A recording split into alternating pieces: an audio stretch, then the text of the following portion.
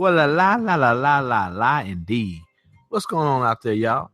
It's the Negro Rockin' Podcast brought to you by the I-70 Connect. I am the co-host, the KC Stork. I got my homeboy up in Topeka, 30 pieces of AG. What's going on, homeboy? Not much, but everything at the same time. This midnight hour.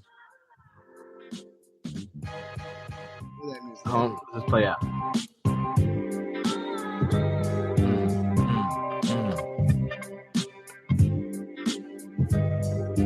Enough. What's up, man? Well, let's see. A little bit of this, a little bit of that, and some of this stuff combined with a whole bunch of nothing. No, but yeah, no. A lot has been happening, really. Specifically in my life, my personal life, for one. Like I was telling you before on the pregame. I've been kind of feeling myself a little bit, and just figure kind of talk about what's going on in my life personally, and get some of the things off my chest. See, maybe get a reaction from you, and maybe that may lead, may direct our podcast a certain direction, and kind of.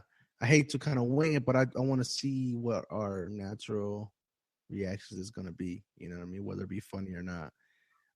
Okay. Going a long way to make a point. I feel you. Yeah.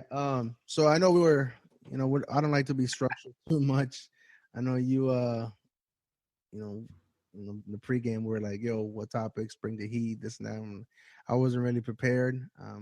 Honestly, I just. You don't need to tell anybody that. You just. Yeah. We did the research. We spent time and hour and effort into this. This is not easy, folks.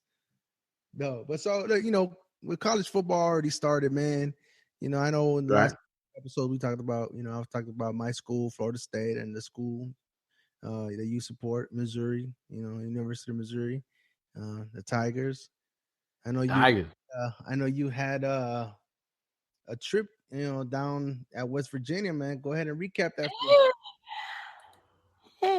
Yeah, man. Besides Saturday, man, like I said, the trip was, it was great. Though, like, I don't want to say his name because we'll be on here cursing, but my sister, her husband, my brother-in-law, he is a well-known man down there in the likes of Morgantown. He is the assistant coach for the women's Mountaineers basketball program, and he came from Michigan, where he was also an assistant coach up there. So he got me and my brother Damon tickets to the game. All we had to do was provide a plane ticket. Once we got up there, we was very well taken care of. And once again, besides the game, even being there at the game, man, it was still a good time, man. Got there. I think I think we did the podcast that night, that Friday. Was it Friday or Thursday? It was Thursday night we did the podcast. I had to get up Friday like 4:00 in the morning. Let me tell you something, man. If you gonna fly, do not fly Delta anytime in the foreseeable future because all that shit's fucked up. Let me tell you, I had 4 flight changes, bruh.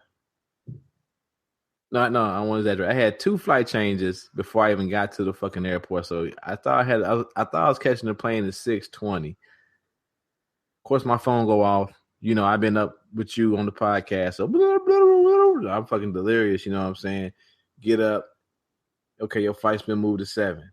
Okay, cool. They gave me like another 35 minutes of sleep. Shut it back down.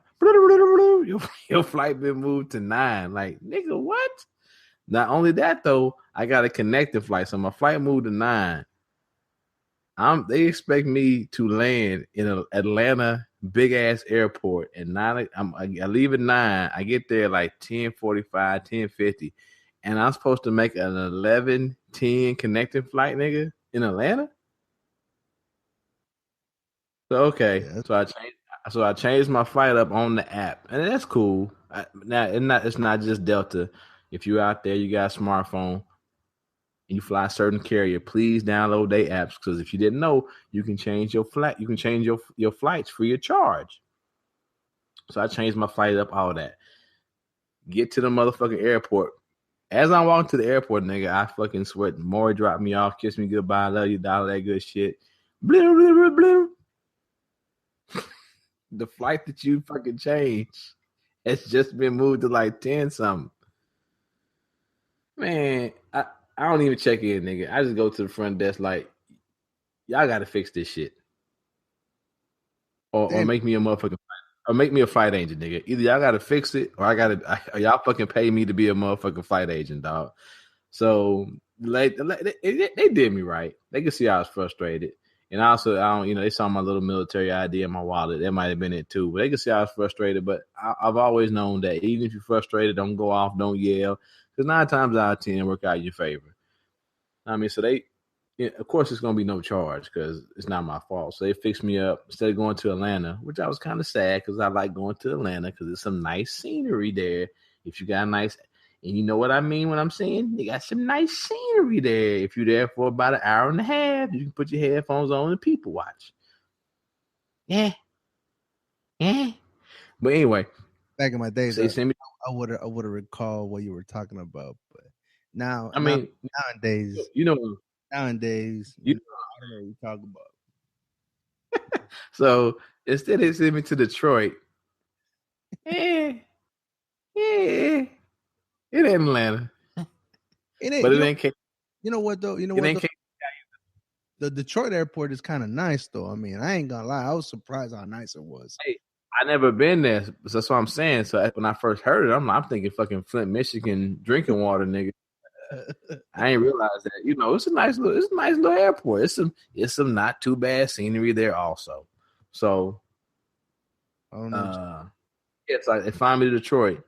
And then from my Detroit to my little, because, West Virginia, like most college towns, they got a little piss poor airport. Nigga, you either get a kite or a glider into that motherfucker. If not, you got to land at one of the major airports. So we flying to Pittsburgh, and my sister works in Pittsburgh. So she picked us up after, she was going to pick us up on the way from her gig. So that's why the whole timing thing was crucial.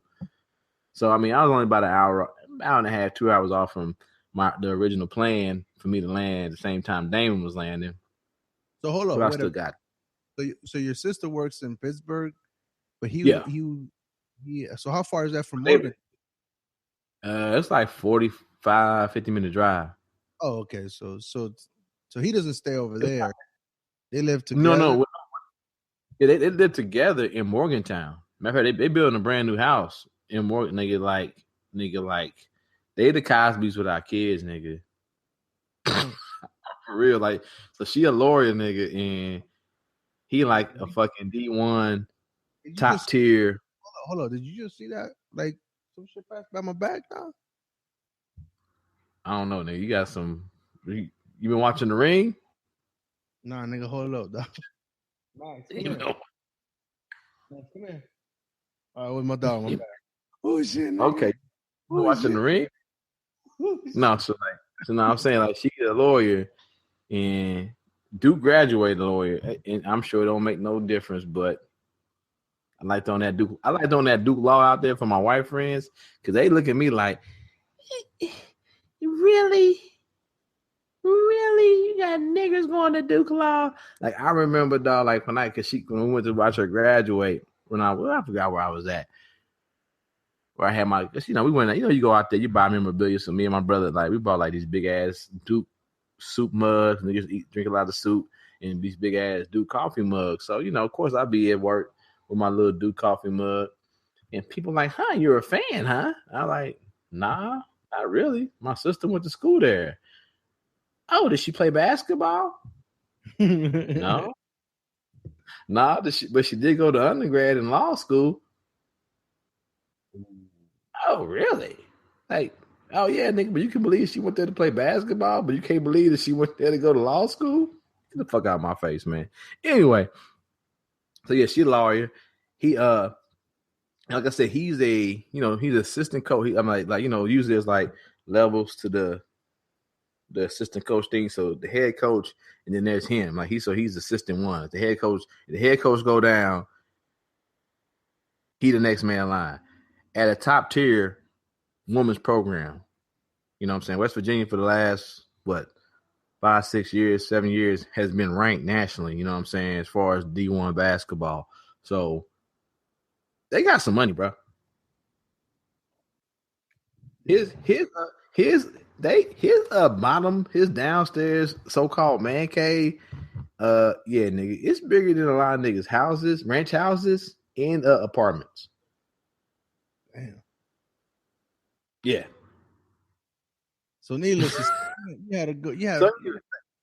Anyway, but they're not in that house yet. But then needless to say, so when we got there, and like I said, I won't say his name because whatever. But my brother-in-law, even before they got married, like we went to visit them. He was in Michigan. We went up there for Sylvia's birthday party. Because birthday party / New Year's Eve. She was born December 31st, so we always had her birthday with a New Year's party. Once everybody got an age, so we drank up, celebrate her birthday, same time, all that good shit. So we went up there, man. He always take care of you, and maybe it's the black thing. I think it's a white boy thing too. It's everybody thing. When you get there and whoever's your host, you get there and it's 2, 3, 4 big ass bottles of top shelf shit, and he go, this need to be gone before y'all leave.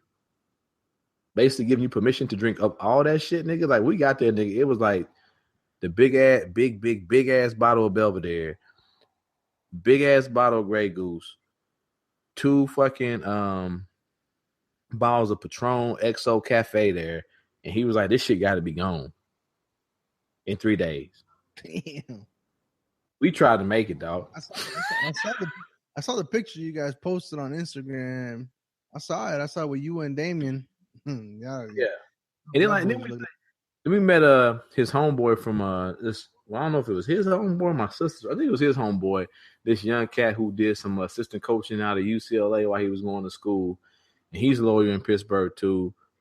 And I won't say his name either. He may not want to know his name. I ain't asked him his name on the podcast, but he's about to become probably the 6th black partner as far as attorneys in the city of Pittsburgh, right?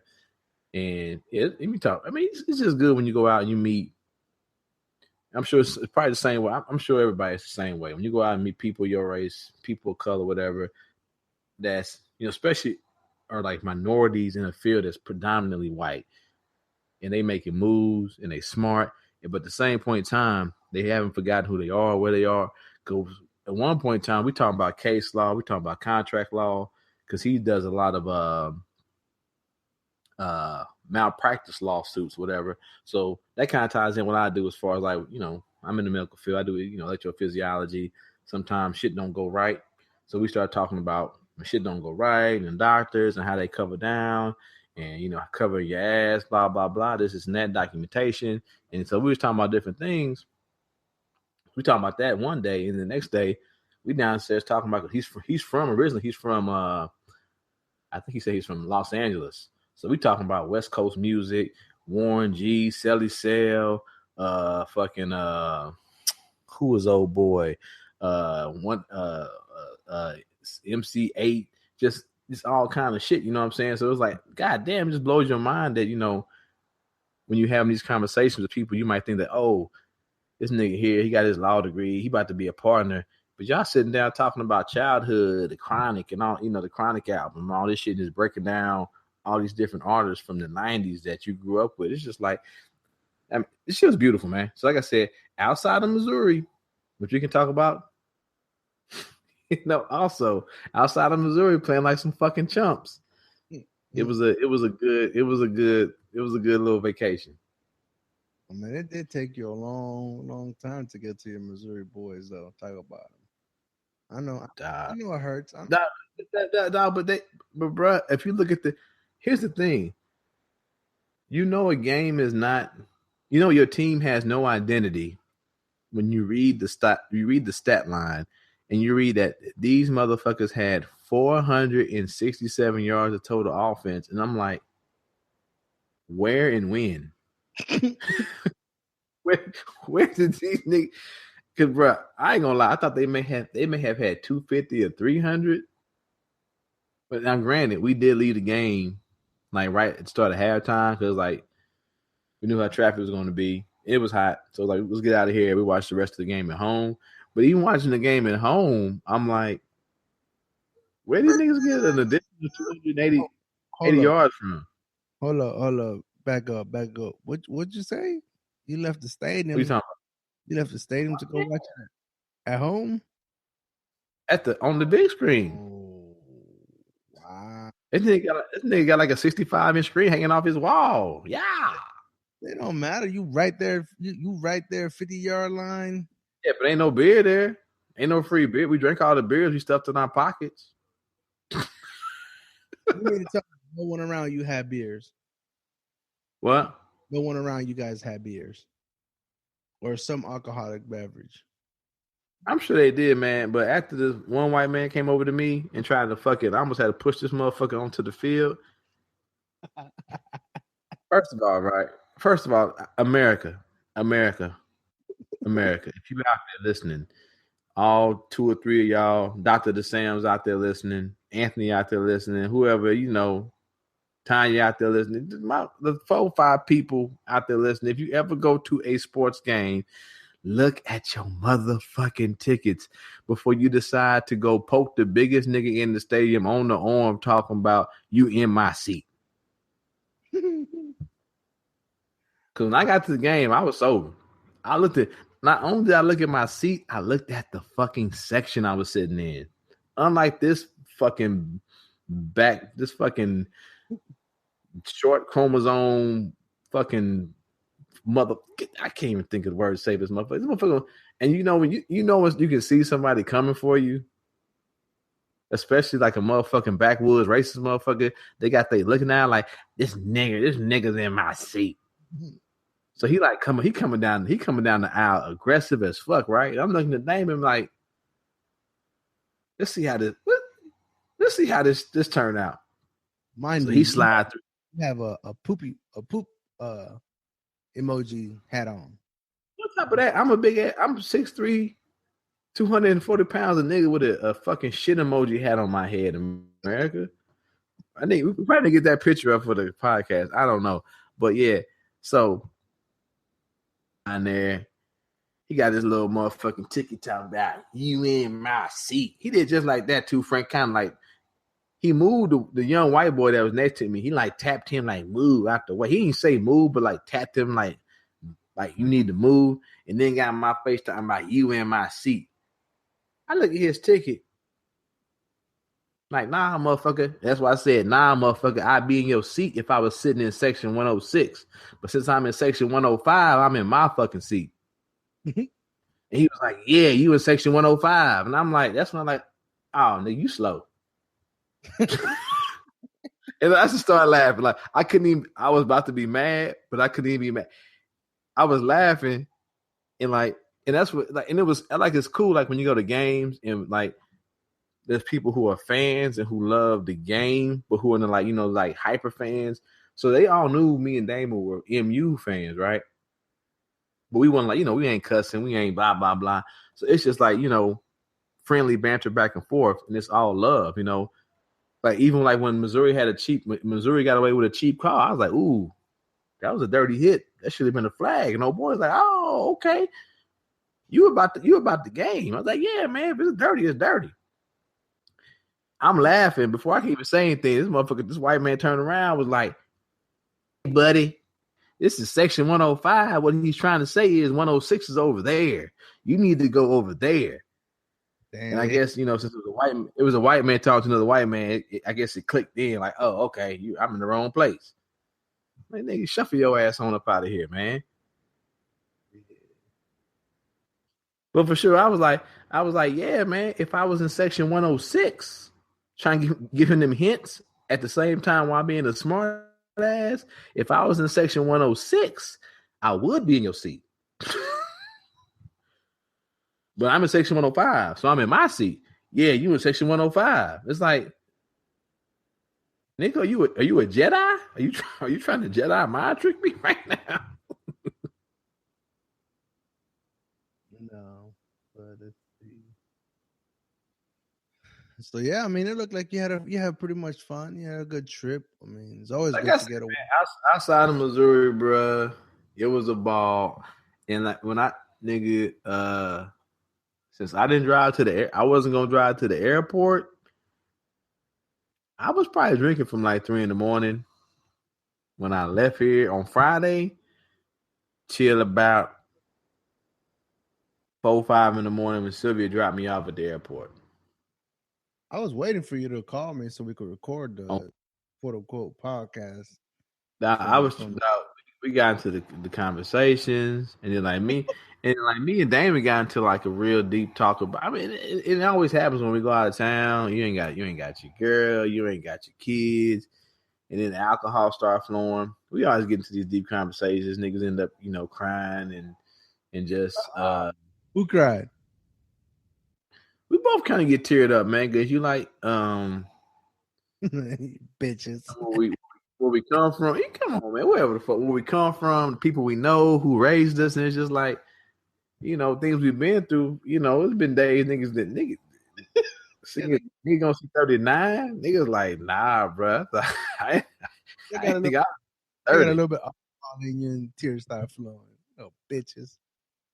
That's fine. I hope Damon listen, dog. That's fine. I ain't gonna say he's crying, but niggas get teared up. Niggas just you appreciate.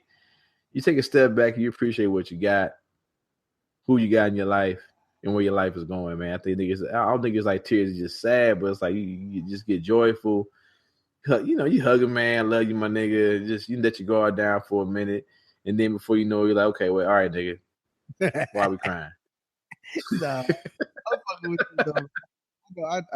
I just say just a clown, man. But yeah, man, I know how that is. I mean, me and my brothers do that shit all the time, and like in a couple episodes, like I told you before, man. I got to that one moment Right, that my boy came and visited. I mean, I didn't tear up or nothing, but you get to that point emotionally that you feel a little bit vulnerable, and all of this is just because you're just reminiscing, man. You know what I mean? Like all the trial and tribulations and all the bullshit you've gone through from day one to where you're at that point. I mean, and part of it is just you understanding and you appreciating the things that you've experienced, especially the good ones. right, You have somebody to share that with, like my boy. When he came, I was like, yo, my my brother, he was like, my brother Brian, my youngest brother, he was like, hey man, you disrespected Jit like that, man. Like you called him your day three nigga. And I was like, nah, man, that wasn't meant to be disrespectful. That just meant to say that, you know, out of my day one and even my day two motherfuckers, like they're not around anymore. They're not around. They're not here to share the successes that I've achieved and vice versa. Um, right, but yet this dude, my day three dude, I mean, we, I mean, just to say, like, I mean, we're tight now, but we didn't like. He was the last person to join the group. In other words, you know what I mean. And he was right, my friend. He was another guy's friend. But we were mutual friends, because of that. But we became pretty good buddies, Don. I trust him just like I trust you. Um, so like, out of like all the people that that are from my past, like no one's really there. The only ones I could see, I mean, I met you what 8 years ago.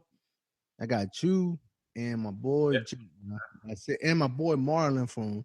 Oh, I can't say my boy Marlon that lives in Lincoln, Nebraska, the one that's gonna stay anonymous, even though I just said his name. But goddamn nigga, that the shit last. Fed they That shit about to lasted kick like 3 episodes. Huh? they about to kick this nigga door in tomorrow. Like, wake your ass up, nigga. What you doing? Nah, but I feel you though, man. I just clowning though. I mean, we all need to, shed a little tear here and there, Nah, though. it's all love, but it's all love. I mean, yeah, It but goes back to what we're talking about, like just like the male on male expressing their love for one another, not in a sexual kind of way, just kind of saying, hey man, like I love you, dog. You my nigga, you my dude. And Right. It's like every like my birthday, like he wouldn't put it on Facebook because it's like it's not for the world to see. But like he said, Damon just sent me a simple text message saying, "Hey, happy birthday, my nigga. I love you, dude." mm-hmm. And that's and I don't know, man. It just means a lot, man. Because we've been like we talk about it and we can keep talking about. I talk about it every day, man. Because I don't want none of my male children to grow up that way, thinking that you cannot express that openly to someone you care about. It should be expressed because you never know, man. Like I said, like I said, but I didn't say like my homeboy. When I went to play when I was playing football in Missouri, man. This dude named BrownBlacks. Did I tell a story on here before? Maybe, I don't know. I don't know. Refresh. I try to keep it short. We played football there. He at that time he was like probably one of the best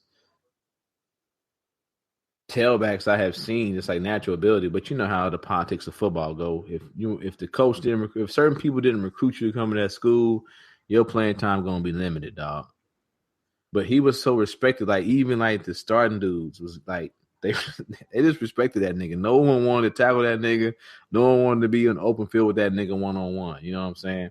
He was a transfer from Tennessee, the Tennessee Middle State, Tennessee, HBCU from HBCU out of Tennessee. He transferred there, got a scholarship, blah blah blah. Like second, third string. Then he got a little more playing time after I left. After I got banged up and was like, "Fuck this! I'm not going pro. I'm not about to blow up. I'm not about to fuck up my knee playing football." Anyway, and so our backstory was there was a young lady I was dating there, and yeah, whatever. A young lady I was dating there. She's a little cuckoo. I went away to the military as far as AIT and my training. Came back, it's to holler at my niggas. And then him or her, they were dating. And I didn't really care. But, she kind of made it a big deal. And I think he was trying to protect her. And at the same point in time, we hadn't really spoken a year and a half. But that was real. That was my nigga when I was there in Missouri. And I don't really think he understood. He may have understood, but we never expressed how much him being there, him keeping me focused. My first year there, I was not on scholarship, bro. And when you're not on scholarship, you just the worst of the worst. Every drill, every shit thing, practice team, scout team, you that nigga. You know what I'm saying? And Lord forbid you make a good play and lay a nigga out, which I did a few times. That's what got me a scholarship because a few niggas came across that middle and they got blessed. But that first time I did it, motherfucker, you tackling my fucking, you know who this is, blah, blah, blah, blah, blah. Who the fuck is this guy? Why is he tackling my players? Whatever. But he kept me focused, man. He kept me on my grind. And at that time, we 19, we 20. I ain't about to tell no nigga I love him. You know what I'm saying? I ain't about to tell no nigga that you my nigga, whatever. Just like, nigga, as we say sometimes, what's known doesn't have to be spoken, but as we get older, we know that it does need to be said. But to wrap the story up, like I said, he was dating the girl I dated. Somebody that at that point in time, everybody's telling me was crazy. But come back to find out my nigga dating her. And, I lay no claims to no woman. Once we done, we done. So I felt no way about it. But maybe he did, maybe she did. I don't know. And, it was weird when I went back. Because it was, like I said, because of the situation, they made it a little weird. I let them know it was all love. I don't give a fuck. And then like 2 weeks later, not 2 weeks, a month and a half later, this nigga had a heart attack on the basketball court. Damn. And people say, okay, did he let himself go? I don't know if you remember back in that like 2000, I got back. So it's probably about 2000, 2001, somewhere in there. They had that XFL kicking off. Remember that shit? Mm-hmm. The Extreme Football League. This nigga made the football team out in Las Vegas as a running back. So he was in decent. Like I said, he wasn't in like NFL shape, I guess, or NFL prospect, but he was still in decent enough shape to make a league and get a check where he's gonna make about $100,000 a year. You know what I'm saying? So he was playing with that cat. He hate me. Yeah, that's what I'm saying. So this nigga, like, he's from St. Louis, so he came back. I don't know if it was a charity game or he just came back to shoot the fair one with the niggas. But he was playing pickup basketball, whatever, or charity basketball at a court. It said nigga had like went out there play ball because nigga D Black his name was Devon Black, but we call him D Black, of course. Every nigga on the football team got a nickname. I was the stork. That's why I'm the KC stork. That's where it comes from. I had long legs and my shoulder pads on. I was like a fucking big ass angry bird. That's where it comes from. You seen them. So imagine my big tall ass and shoulder pads, nigga. They say I look like a big ass stork. So the KC stork, nigga, that's where it come from. So, well, at that time it was just the stork. But one nigga was like the stork. It was a stork. But the other one I thought was better, but it didn't stick. This one nigga used to call me the beach house, right? You think of a beach house, right? It's on them motherfucking long. It's on them high ass boards, and it's a big ass house sitting above the sand, nigga. So one nigga was trying to get that beach house going, but it didn't still like the stork, dog.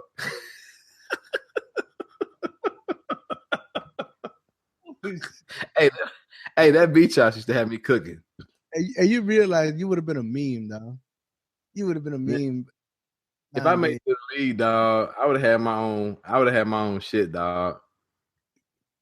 Oh, they would have had me flying into niggas' windows, dropping off niggas, dog. Oh,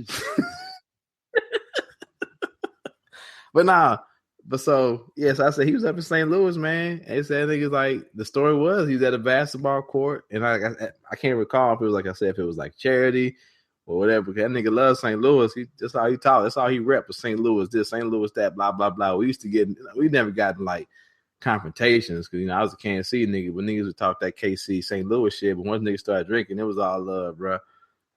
But yeah, niggas like at a basketball court, nigga just had not a heart attack, but cardiac arrest, man. Nigga just walked. He said he was gonna get a drink of water, and nigga just fell on the court and died, man.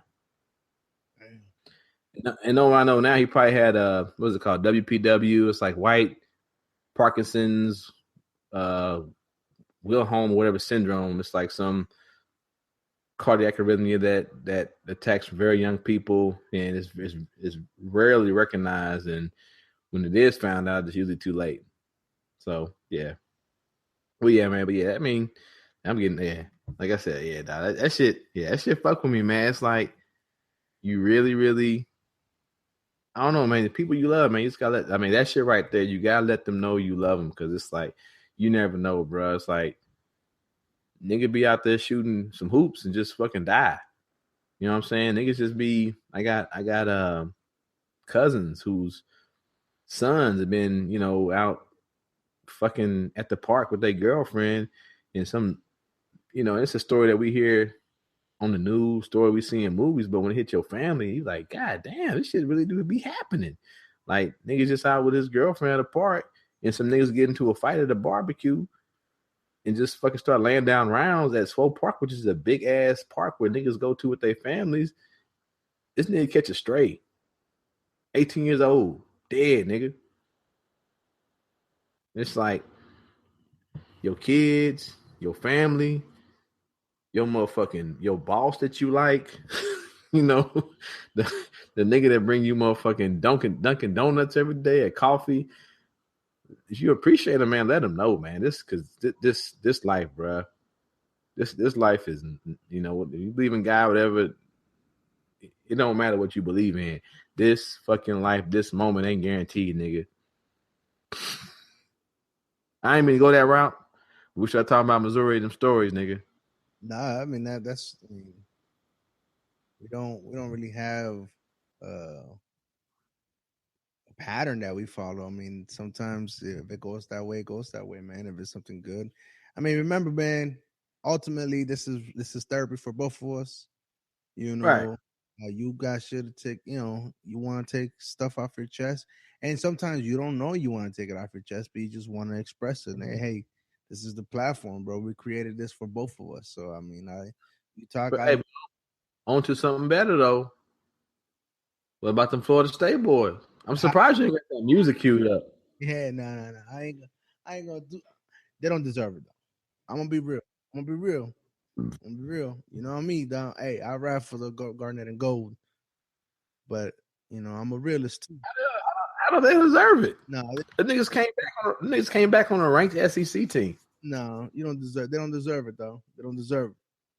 Not for me. For me, I think this is what it was though. They got caught up in all the hype. They thought it was gonna be an easy game. They got they No, they they had a freshman quarterback, bruh. oh That listen, Francois, you gonna that listen. that Francois. You gonna listen or you gonna hear? Which one you gonna do? Is you done or are we over? I might put my dick on the camera, nigga, while you talk. No, but yeah, like I said, I mean, I know what kind of team we were supposed to have. I mean, I'm not saying. I mean, you ranked kind of high, so I expected a little bit. Granted, we had a in the off season, we in some of the practice, Sean McGuire, the quarterback, he got dinged up on the ankle or foot, some type of foot injury. He was supposed to be out for about 3 to 4 weeks, whatever. He ended up dressing, so there was speculation up until that time that DeAndre Francois, as even though he was a freshman and as talented as he may be, he did not have he was on a short leash. I mean, that was the speculation. Um, you know, I, I was fortunate to experience Jameis Winston. Famous Jameis. I know you make fun of the crab legs and all this and that. I make fun of it. That nigga was a hell of a college quarterback, though. Yeah, I mean, he was. I mean, and I appreciated that.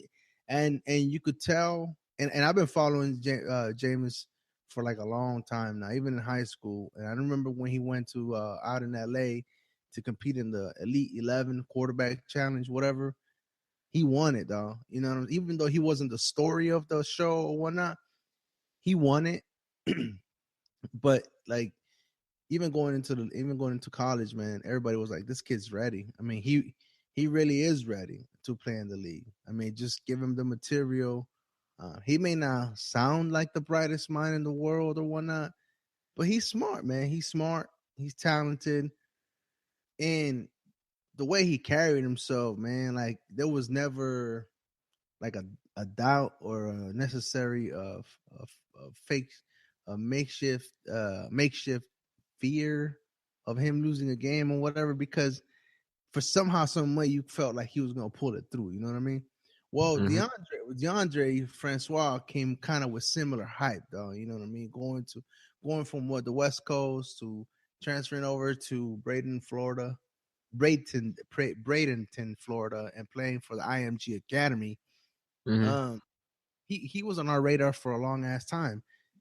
So when we got him, we thought, a lot of people compared him to the next James, this and that. But, this past Monday, when the lights were on, we realized again, we forget to, we don't appreciate what we have when we have it, though. What Jameis Winston did, his first game, that was awesome, man. And I mean, But that DeAndre cut you off though. But I want to say that, but that looked like a Jameis Winston game, bro. It did. But in this case, I mean, I think it was like there was I'll admit there was a lot of drop balls and this and that, but at the same time, 28-6 is unnecessary. 28. But no, but I'm saying, but I mean, if you go back, I think you're having some revisionist history. You go back and look at some of them Florida State games, man. Them niggas used to be down by like 21, 14 points at halftime consistently, bro. Well, yeah, I mean, Matter of fact, that was the national championship game. The niggas was down, wasn't they? No, they were not down that much, but we were playing from behind. You said not down that much. They were down. So, well, yeah, I mean, but I know what you were trying to say. You were trying to say that we're playing from there was like a big lead that you had to like basically climb up or whatnot. But like this one, halftime they cut down to what 13 or 12, I think. I think the score was, if I'm not mistaken, like 26-28 or something like that to like 13, 14, somewhere in there. 13-28, I think that's what it was. Yeah, 13-28. And it just kind of like the miscues. And I know Dalvin Cook, it wasn't his fault. I mean, he was just when he broke away and he almost scored on a running play. It was just like a freak of nature accident. Hold on, nigga. You said that wasn't his fault. No, because look, listen. I mean, look, when they slowed it down, Hold on, Frank. Yeah, dog. Go ahead. That nigga had you the running back. You running with the ball in your hands, both hands, and you drop it. Who fault is it? Unless baby Jesus out there touching niggas, fault is. No, but what I mean to say is when he was running and he had the clear path to score or whatnot, he apparently he had it with just holding with one hand, and so it was and the right play is to switch the hands, like secure the ball with two hands. You know what I mean? Because you don't want nobody to fumble.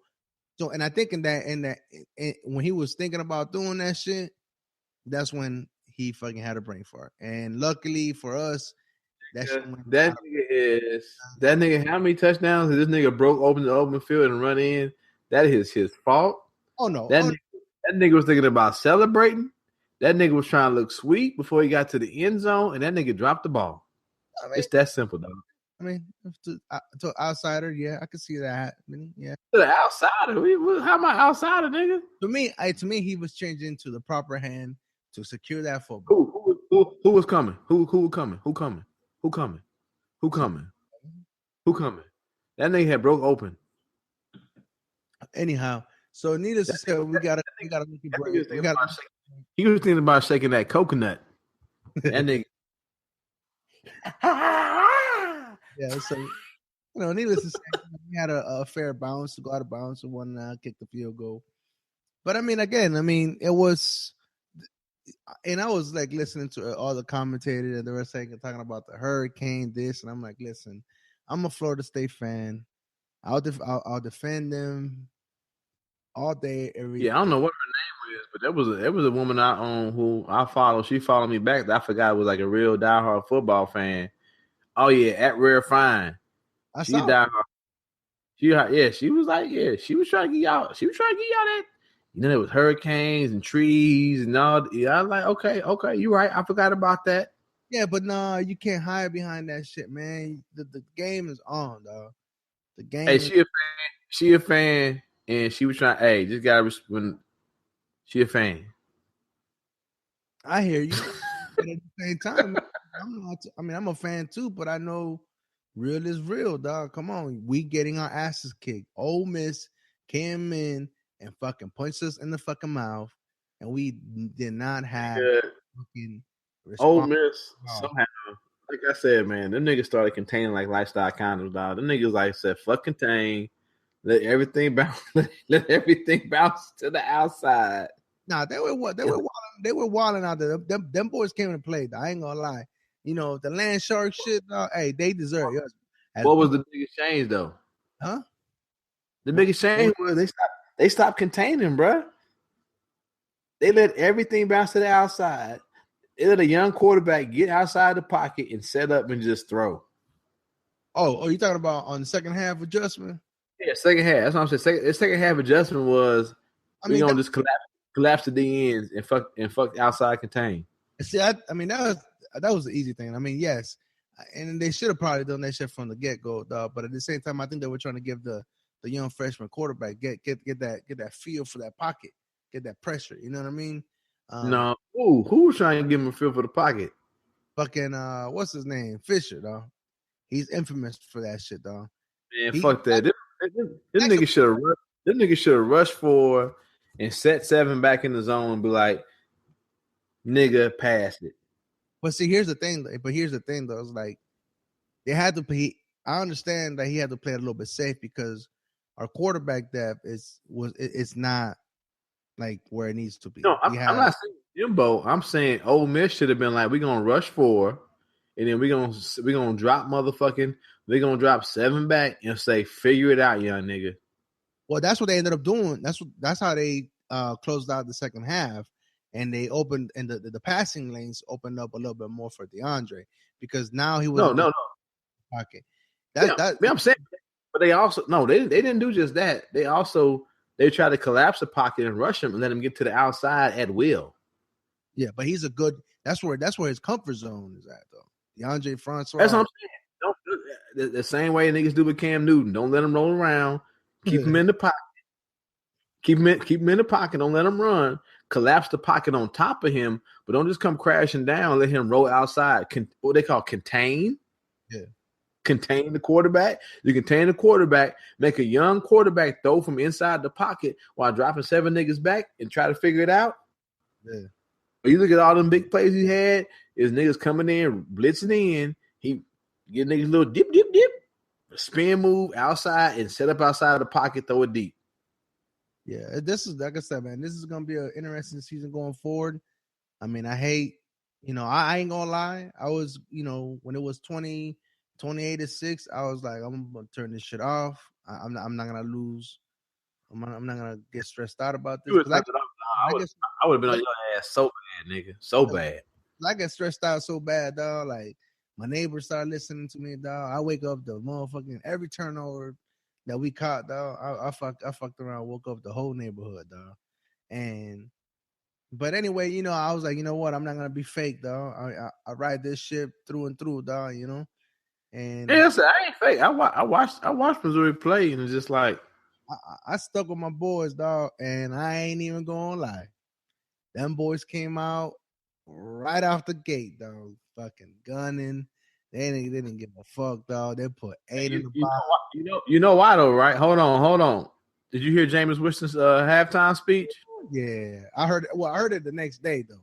Hold on, here it is right here. Tell you something, a speech right now. Either you work hard for it or you don't work hard for it. Well, me and my brother, we work hard for our stuff. It don't come easy. In life, you have to work. Either you want to be the shark of the ocean or the fish of the ocean. And right now, we want to be the shark. Take over everything. Strength, no weakness, power, the muscle. Yeah, for real talk though. I heard that's that nigga speech. I heard that inside reporter, anonymous reporter from the locker room. But that's just crazy though, man. Because Jameis had. I mean, I know he probably got that. He got that speech, and that you probably seen it all over. And it's you strong. I'm strong. Yeah, we strong. I saw you put a tweet out there. That at the end of the day, Bama is Bama. You know what I'm saying? I think I responded like, end of the day, dog. Florida State is Florida State, dog.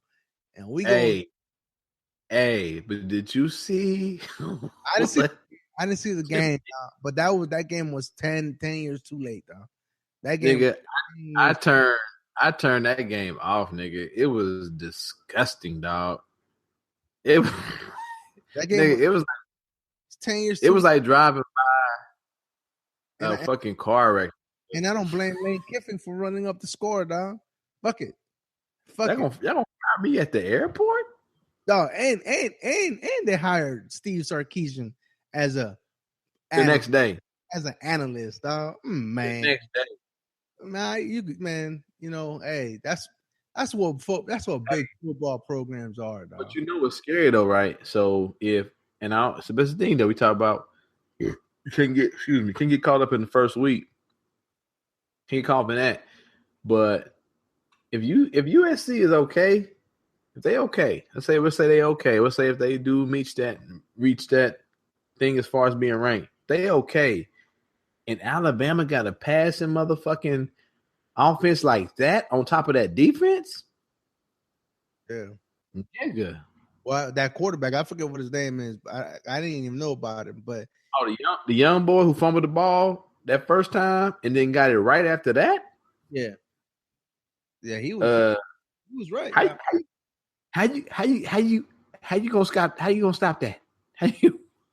What's the X's and O's on that, coach? You follow the exchange of money, and you pray and hope that the sanctions come mid-season though. Nigga, college. Hey, dog, college football need Nick Saban like motherfuckers needed. What's your boy on that wall and A Few Good Men? You need me on that wall. You want me on that wall, nigga. That's Saban right there, dog. You need me. Cause as much as America complains, I shouldn't say America, but as much as the college fan complains, they want to see a nigga get mollywopped, dog. Yeah, dog. Because like when the score is like 20-20, 20-25, niggas be turning that channel. But when it's 50, what was the final score? 55, 56-6? Oh. Everybody talking about it. Well, hold on. Now I think about it. Black coach agenda. You see Charlie Strong out there? Well, but nah, I been on Charlie Strong's corner, dog. I can't believe. I know you been. But I'm saying, hold on, bro.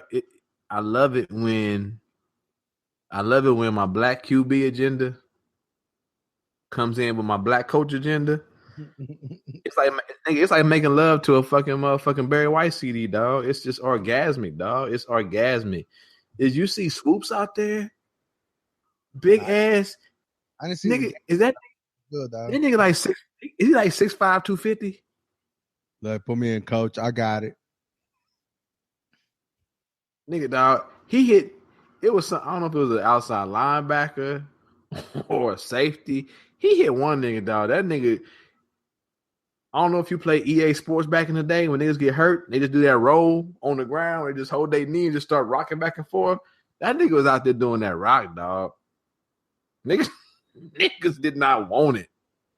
No, but yeah, I mean, like I said, it was a self-titled best college opening weekend college football ever. I mean, you had and then hold on. Before we close it out, dog. Fuck all my KU friends for celebrating a win over Rhode Island University, dog. They got a W, dog. That's all I gotta say. You know how petty it is, dog? There is a doctor in my lab, dog, who this nigga might be one of the, I should say nigga. This white man might be one of the top ranked paid cath lab physicians. Not even in the state, but in the country, dog. But that pettiness, dog, because he seen me rocking that motherfucker. He be seeing me rock because I got a scrub cap, dog. I got them two. I had this white nurse. She make scrub caps, right? So I got one where it's like the old school MU helmet. So it's black with that motherfucking big ass white stripe down the middle with them two big ass M's on the side.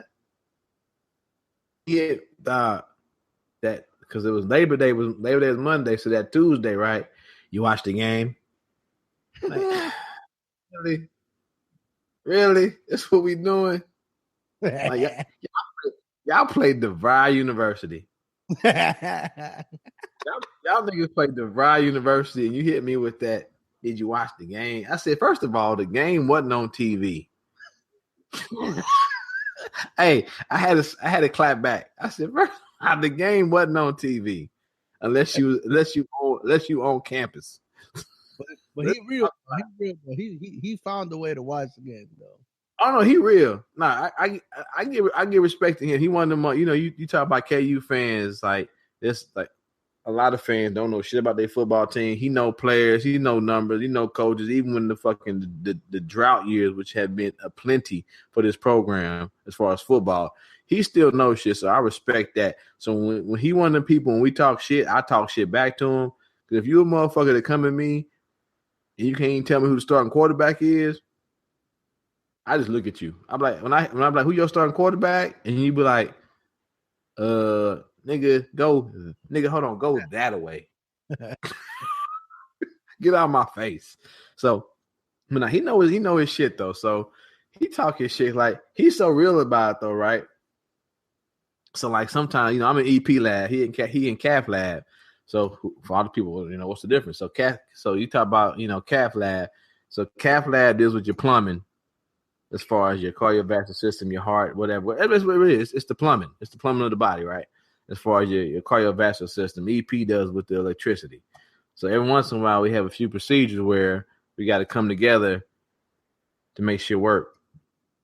He's so petty, and I respect it, and I love it. I got these black and gold Nikes on, right? These black and gold Nikes that I had. They got my fucking my number from MU and my nickname on the top of them.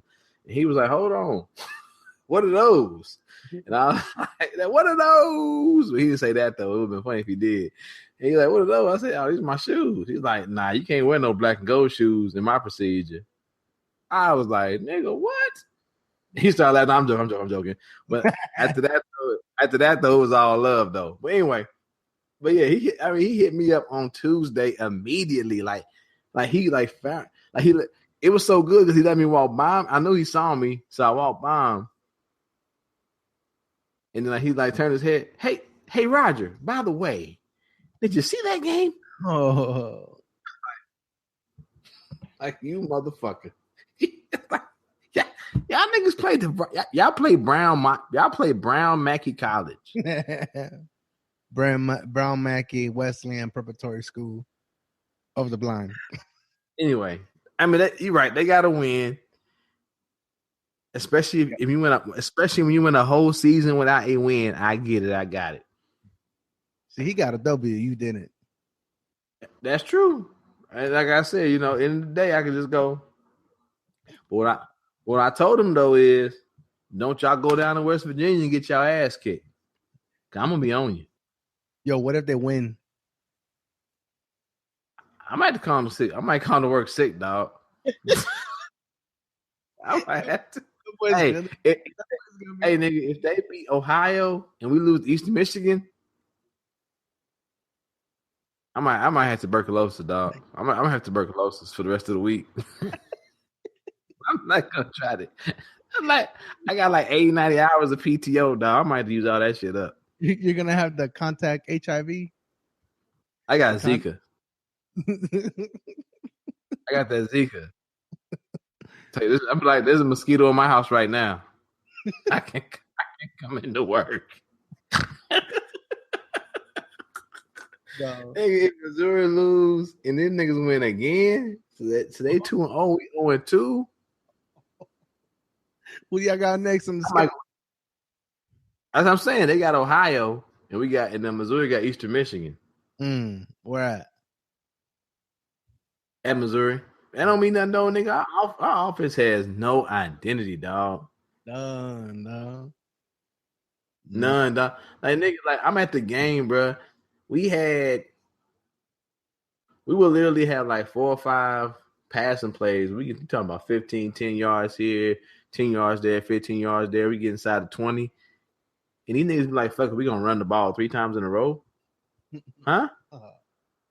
Huh? Why we stop passing the ball? Man, Jimbo Fisher used to do that shit, bro. We'd be pass, get into the red zone, dog, and then 3 running plays, dog. Yeah, but that's the thing. It's and I don't know. Is it Locke, the starting quarterback? I don't know, man. I just know we got an O-line that's young. Quarterback is his second year, so he should be better. I need to do is y'all boys need to go out and recruit out of East Mississippi College, dog, community college. Last chance you, dog. That's what y'all need to go get yourself a quarterback. Okay, man. I got a quarterback. Okay, we're not doing no last chance in you. Anyway, so we didn't cover college football. That's a good show, man. Just saying. It's not a bad show. Speaking of shows, though, you did watch that Vice Principals, though, right? That's our next segment. Hey, man, if y'all listen to this right now and you're not legally downloading or at least buying HBO Go or have HBO and are watching fucking Vice Principals, kill yourself. I mean, really kill yourself because you're missing out on life right now. I'm gonna tell you right now. Go to your browser, type CYRO.SE. It's gonna take you to his website. You're gonna be able to watch all the movies that are brand new. I'm just saying though. And you go ahead, go to the show, and then click on and watch all of the vice principals. Dog. Let me get my pen out. What's that again? EYRO.SC. Just saying. I don't know. Hey, but yeah, this show might be one of as far as TV shows go, it might be one of like East, but that because one of the main characters is from was that Eastbound? Down, yeah. Eastbound Down. One of the characters, I forget his name. What's the actor's name? Yeah, I don't know what the actor's name is, but I know what the name he portrayed. Kenny Powers. Kenny Powers, yeah. Hold on though. But anyway, so let me finish up Florida State. That we came back strong. Yeah, we moving on to the next. God damn it. Yeah, man. Hey, man, I gave you a shine of Mizzou. But anyway, Florida State, man. Hey, look, man, we struggled the first half. I was about to go hang myself. Actually, I was ready to prepare to get all the. I know you was locked and loaded. I know Medina was locked and loaded. I know like a million motherfuckers were lined up outside my door, dog, ready to be fucking just give me the business, dog. But I motherfucking prevailed, dog. I prevailed, hung in there, and my boys won, dog. Now we just got a cookie coming up this weekend. I'm not even gonna watch it because it's like a fucking boring ass game, dog.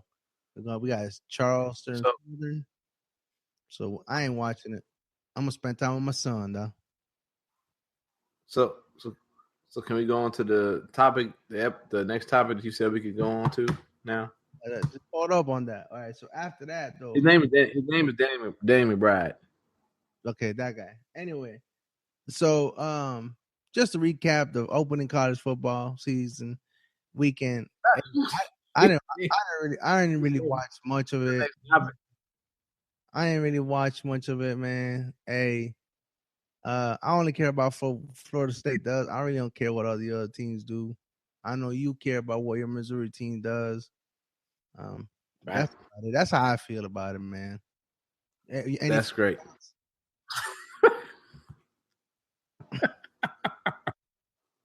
I mean, any final thoughts on Damon Bride? Damon Bride's his name. All right. So me and you on this fantasy football with my brothers, and some new. Hold on. That's the next topic. So which one are we doing? BrownBlacks. We're doing BrownBlacks. Go ahead, man. You want to talk about vice principal? I asked you if you want to talk about vice principal. You said fucking no. I didn't say that. I said I don't care. You said yeah. And no, I'm talking about BrownBlacks. I'm talking about pregame. I asked you, hey, you want to talk about? And you were like, "You talking about practice? You talking about practice? Oh my god, no. Not a game, not the game. You talking about practice? Yeah. Anyway, you talking about practice? See, man, that's what I gotta deal with America, though, and he ain't even drinking though. But you talking about practice? Yeah, I kind of feel like going to get more beers though upstairs though. He might tell you that I miss practice. If a coach say I miss practice and y'all hear it, then that's that. I mean, I might have missed one practice this year. One practice, nigga. If somebody say he doesn't come to practice, it can be one practice. One practice. Out of all the practices this year, that's enough. If I can't practice, I can't practice, man. I can't practice, nigga. I mean, simple as that. It ain't about that. It ain't about that. It's about that. About that at all. You know what I'm saying? I mean, not at all.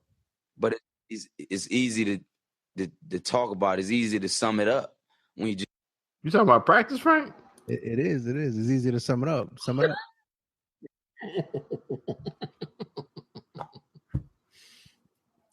We done. Alan said he taking a break. He said he got his Hall of Fame jacket. He good now. Oh yeah, well deserved too.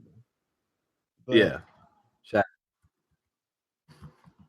Yeah, man. But college football started, man. So kind of pretty excited about it.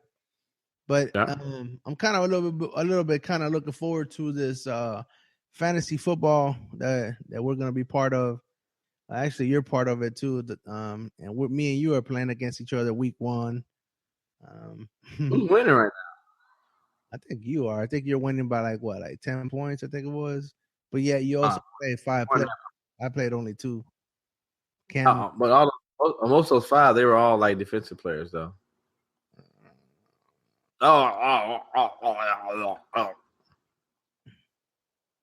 Anyhow, so I'm choking? No, I just know I'm gonna win though. I ain't stressing. Shit, I got 31 points out from Cam Newton and 21 from Kelvin Benjamin. That's fine. Have you seen who my quarterback is? Aaron Rodgers. Oh, do you know who one of my? You know who one of my? Aaron Rodgers. And I hope Rodgers. I hope he keeps throwing to Jordy Nelson. That's fine. Oh, I know it's fine because he's on my squad. I get it. Keep throwing to him. I'm looking at my people though. But you understand though, he throws to him for a touchdown. That means he gets touchdown, so it's like negated. You understand that, right? Right. You get that right? Yeah. So I still win, right? No, because my quarterback has more points than you do. No, it wouldn't. My quarterback would get the same amount of points. Well, offensively, then it negates itself. Yes. Yes, that's what I'm saying. So that means if it's 0-0, that's fine. Hey, if I can negate your, if I can negate quarterback. This is chess, not checkers. Okay. We're going up against each other in week 1, and I knew this shit was gonna happen. And we talked about it on fucking podcast. We're just gonna get fucking too real. We might throw shit at the screen at each other.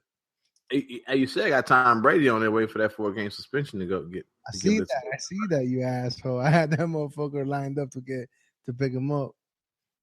But people like that. I got him on like the 8th round. I was like, what's happening? Why is he still here? You saw me though. First round, everybody was going running back. Was it running back, wide receiver? I was like, fuck this. I'm going to. Your brother like the all running back team. Oh, yeah. He doesn't understand that running backs get hurt, right? That's why he got so many. No, he want to trade with me. And on top of that, I got Dak Prescott too. I saw that. You gonna play him? Or you just gonna watch him? I said I'm gonna watch him I'm gonna watch him 2 weeks. And then depending on what he do, I might make a move for probably a better running back or a wide receiver. Because I'm gonna get Emmanuel Sanders got one more week to give me this a motherfucking 8-point game. That nigga might be going to the showers, dog. Yeah, but he's also playing a new quarterback too. And I ain't even heard of it. What happened to Sanchez? I thought Sanchez had the job, dog. Nah, Sanchez got sent back to Mexico. It's that nigga. He's not even Mexican. It sound good. That nigga's from California, dog. And Mexico was right next to Baja, Mexico. Right next to it. No, all right. So that's you know what though? I did draft Emmanuel Sanders, and a nigga forgot all about Peyton ain't there. They got motherfucking drip. They got motherfucking Julius Jones left. He went to the Jacksonville Jaguars. There's not really much out there left right now, really. I mean, what you got? I was like, damn, man, why Emmanuel Sanders ain't prospering, dog?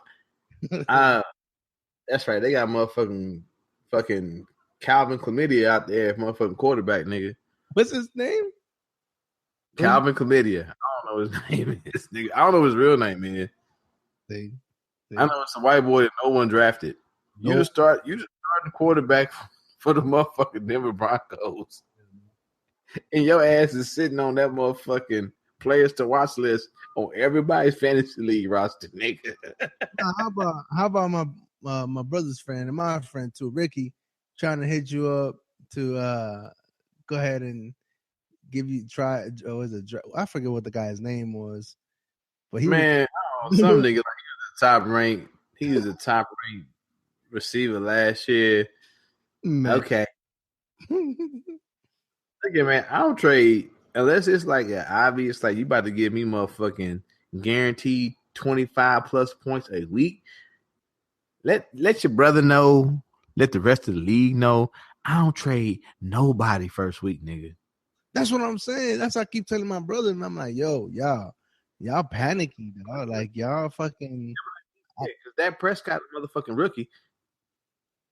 Nobody seen him play. He still got all the weapons that your boy, old brokeback Romo. Brokeback Romo got. That nigga might go out there and be like a motherfucking 30-point assassin every week. Nah, he might. I'm saying, but it may not happen, but it could happen. And I trade you first week without seeing him. Fuck that. And I'm definitely not about to trade you Tom Brady when this nigga suspended. Hell no. So I'm gonna trade you Aaron Rodgers, a guaranteed 25 points a motherfucking week, motherfucker. Come on, man. This is basic math, man. Yeah. No, and that's. Go ahead. I know that when I selected Kelvin Benjamin, he wasn't even like top 20 in wide receivers though. But shit. No, I knew he was gonna be decent. I was giving. I think because 1 point. I got him on every one of my. I got 3 teams, nigga. I got him on every team, nigga, and I'm so mad. You set him down. You know I didn't mean. No, I didn't mean to do it. 2 of your league, our league, another league, or the 1908 league I'm playing in, and then a league with a nigga that I should say nigga, white boy. I should say white boy. Either Jordy cool. This young cat that I work with at work, he invited me to a league. I got him on that team, and I forgot to put him starting. Oh, it's like 15 points just sitting on my bench. Like, what's up, coach? Yeah. But, so enough of the fantasy stuff. Hey, touch upon that real quick. So you say you don't want to use that. So you don't want to call him nigga, like don't want to use the word nigga, or you? Well, no, you know how some white people get touchy about it, and you be like, you don't understand that nigga is a term of endearment. You know what I'm saying? That's what I told Jamie. Jamie laughed at me. I don't think he's that way. Cause matter of fact, it's like cause we had our little draft. And I don't know if it was a white boy, but somebody had a Hispanic name. And somebody said something negative, but something. You can tell he didn't mean it like derogatory. And so the next day, so those are his people. But that's why I fuck with Jordy though. Once again, if you white out there in America, pay heed to young Jordy, what he did. He took accountability for his friends. Like the first, like I'm talking about, we come in like 6:55 in the morning, right? Turn lights on, getting the lab set up. Nigga, before the first motherfucking switch was turned on, Jordy was like, hey, Raj, hey. And he one of them boys that, I don't want to say that because he works at KU, right? But you saw what I did. He one of them boys to do that. He like, hey, that's why he do sign the A, Raj. I don't know if you saw that comment in the draft. And he didn't know that, you know, I'm drafting. I got my motherfucking 1-year-old. I got Maury, her people here. So nigga, I'm entertaining, nigga. I'm trying to juggle 20 balls with 2 hands at the same time. So I ain't watching the motherfucking comments. I'm just drafting who I got to draft. And so he's like, I don't know if you saw it, but I kind of saw something, but I didn't see the context. So I like, you know what? These ain't my people. I'm not about to comment. I don't know these motherfuckers. But like I said, I thought it had a little Hispanic name to it. So I'm like, whatever. So he was like, hey, man, I don't know if you saw the comment. Just want to apologize, blah, blah, blah. I'm like, yeah, I saw somebody said something about nigga, something, blah, blah, blah, but I ain't tripping off of it. He's like, yeah, that's what I'm talking about. I called him personally and said something and told him you was in there. And I like, I said, as long as he don't get out of hand, as long as it ain't nigger, blah, blah, blah, it's whatever. I said, but understand that if we out having drinks in the streets and I don't know you and you say, whoa, nigga, you might catch these hands. but that's why that some people are like, he's like, I don't know. Like, this is my first year knowing Jordy, but it's like he one of them good people that you fuck with, because they come at me the next day before we even start working, be like, hey man, I don't know if you saw this. Just want to say, I talked to this guy, told him, hey man, you can't be saying that. I said, well, I'm not that easily offended, as you do know, but I do appreciate you coming to me and talking to me about this because you never know. So, all my white friends out there, do that. Gather up your friends, gather up your racist compadres. Matter of fact, if you're my friend, why do you have racist compadres? That's the first question. But nah, man. But yeah, it's one of the things where because you might, it's some white people out there where you might be, oh, my nigga, like, and they be like, okay, I don't know where this is going. I don't want, and he might listen to this. Captain DeSam is one of the people I'll be like, oh man, my nigga DeSams, man. And it might be like, he might be like, oh, hold on. Sergeant Winston, what do you mean, my nigga DeSams? It's like, okay. Oh. It's a term of endearment. It's not derogatory. It's only derogatory when you go, them niggers over there aren't working. That's when it becomes derogatory. Yeah, I mean the reason I bring it up because it's like I always joke around, like I always talk about, I joke around with Jamie and I'm like, hey, I gotta get down and record the podcast thing. She's like, did you have to tonight? Blah blah blah. And I'm like, yeah, man, I gotta, my nigga waiting for me and shit. We gotta feed the people. He's like, don't use that. And I'm like, it's a term of endearment. And she like, no, it's not. It is, but like, I don't think. But I think though, it's like, I can't. You know, I love Jamie. It's weird. I think it's one of the people. It's like white people. I should say white people. A lot of white people don't understand how, like, people of color, how it becomes this. It's a term of endearment, man. This is what it is. It's like, if you my nigga, you my brother. But also you my family. Just saying that, don't make. I don't want to make it seem like I'm calling like every, like I even, no. I even call. But it's like, go ahead. Hold on. So I even call my brothers, like when we're on the phone, we talk that Spanglish, blah blah blah, nigga, blah blah nigga, blah blah, and we do. I mean, that's how it sounds like to everybody else. But I call my brothers, right, like my nigga, my dudes, and this and that. But it doesn't register with me. You know what I mean? But just because I do it with you, or just because I do it with my other friend, not my other friends, but my brothers and whatnot, I'm not out there calling every guy or gal. Yeah. Like, hey, nigga, come here. Hey, let me holler at you. That's what we talk about. I'm not that audacious. Is that what y'all say in the Hispanic community? Talk about code switching? Yeah, though. Like, yes, what I'm saying, but a lot of white people don't know. Like, I've had white people that talk about that. It's like, you talk about even my own kids. It's like we talk about code switching. It's like, and I know some people may or may not agree with it, but until the professional world adopts slang, you have to code switch. You have to. I tell my kids, the way I speak in my home is not the way daddies speak at work. Right. Because you have to code switch. Yeah. And that's true. I mean, I try to minimize. I'll tell you this. I don't have anything. I don't think it's nothing bad. Unless now, if somebody, let's say, I don't know, let's say Damien tells me, hey, Frank, man, don't do that shit no more. I'll be like, all right, cool. I may not do it with him, but to each his own. But one thing I am trying to do, though, is I'm trying to minimize it. Because I like to talk the way I talk. I mean, I like to be me, right? But at the same time, I also don't want to. My son and your son too, they're at the age, and all your sons and your kids, they got to that age that they absorb a lot of what you say and may repeat a lot of stuff that you say.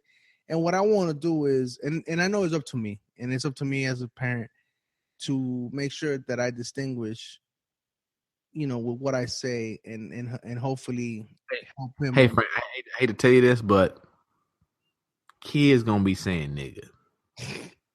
Because I see kids that my kids hang around with, And my kid, you can't help it. It's a lot of niggas. There's a lot of kids being raised around a lot of niggas who say nigga a lot for their kids, and their kids in turn say nigga a lot. Yeah. I'm sorry to tell you that, bro. I mean, I get what you're saying. I think the big, like I said though, the biggest thing is though to, like I tell my kids, I can't sit here and tell you that because I get it. I got it. I don't want you cursing in front of me, but I ain't stupid. 12, 13, 14 years old, 10, 11 years old, I listened to Richard Pryor tapes in my room that my uncles had snuck in for me to listen to at night. So I know I was saying bitch, whore, fuck, piss, cunt, blah, blah, blah, blah, 10, 11 years old. But I knew when not to say it also, right? So the biggest thing is I press upon my kids is, especially now the boys 12, kid 16, oldest boy in college. And like, I ain't going to tell you not to cuss. Cursing is a fact of life, blah, blah, blah. I ain't going to tell you not to say nigga. I ain't going to tell you about this and this. But I will push upon you to have the knowledge to be aware of when and when not to say it. And I think that's the biggest thing is because you can tell your kids, don't say it, don't say this, don't say that. And they're going to be around a bunch of other kids going to curse. They're going to be around a bunch of other kids going to say nigga, going to say this, going to say that. But you got to tell them, it's the biggest thing is to push around them. It's like, I get it, I got it. Mom and dad ain't stupid. I know you're cursing. I got that. But do you know the right environment? At the end of the day, curse words are just words, right? They're just words that somebody said. Someone said these words are bad words. Okay, that's fine. Somebody out there, some white man out there, some white woman out there said these words are improper and don't meet proper etiquette. Cool. So what is proper etiquette? Break that down to them, and from there go into these are the right times and when I say it. So I tell my kids I have to censor myself once I leave my house. I tell my kid I'm a grown ass man, but me being a grown ass man who likes being a grown ass man who is employed and makes a decent paycheck, I know when I'm at this job I can't say this words, these words, that words. But you know what? I guess the argument that I get to, and you might get it too, is like, you know, why sound like that at all? And the only thing that I will always have to say is like, hey, look, listen, it's just that's just me. That's just how. Who's saying why sound like that at all? I'm saying like, you know, like the argument would be like, why even use the word, or why even use the derogatory, or why even just talk the way. But here we are in America using broken English. Oh no, no. What I'm saying is like, I'm saying, but that's my comeback usually is here we are in America using broken English, which is a slang of English to tell people don't use certain words. And who are you to tell me which words to use? Yeah. So like for me, it's like I said, Jamie knows. Like I get comfortable, you know, and like how you like, you know, I adapt and I conform to my environment and to my setting, the setting that I find myself in. You know, am I going to like one of the things is like I listen to a lot of podcasts now, even more podcasts. Yo, where's my 40 acres at? Yo, that's family now, though, for me, though. That was years ago, though, but whatever. Anyway, so I became a premium. I became a premium on their podcast. Focus. And oh boy, they got mad crazy show. But anyway, though, they be doing good. But like, you know, like I've been listening to a lot of podcasts and everything, and especially at work, and you know, some of these folks, you know, I'm a certain way, I dress a certain way at work, and my mannerisms are a certain way. But you get me outside of that environment, I loosen up a little bit, you know. But that's just me. That's just the real me. It's like, you know, Jamie's too says like, hey, why don't you just be like that all the way around? I'm all the time, and I'm like, if I'm the way I am in my office all the time, you wouldn't be here, first of all, because that's me. But she's not that same way. She's not that same way either, though. I don't understand that. She was just doing it for just for having a conversation. I mean, dude, we had 11 hours. we had 11 hours to drive. we needed topics though. Jamie, he gonna keep saying nigga. but yeah, and then the other reason why I kind of want to touch up on this subject was so we have an eager person that's wanting to listen to the show, but Jamie is constantly blocking them from listening to this famous, outstanding, successful podcast. Jamie's mom is really wants to listen to our podcast. But Jamie can't block if she won't listen to it. All she gotta do is go on to the interwebs and type in the show.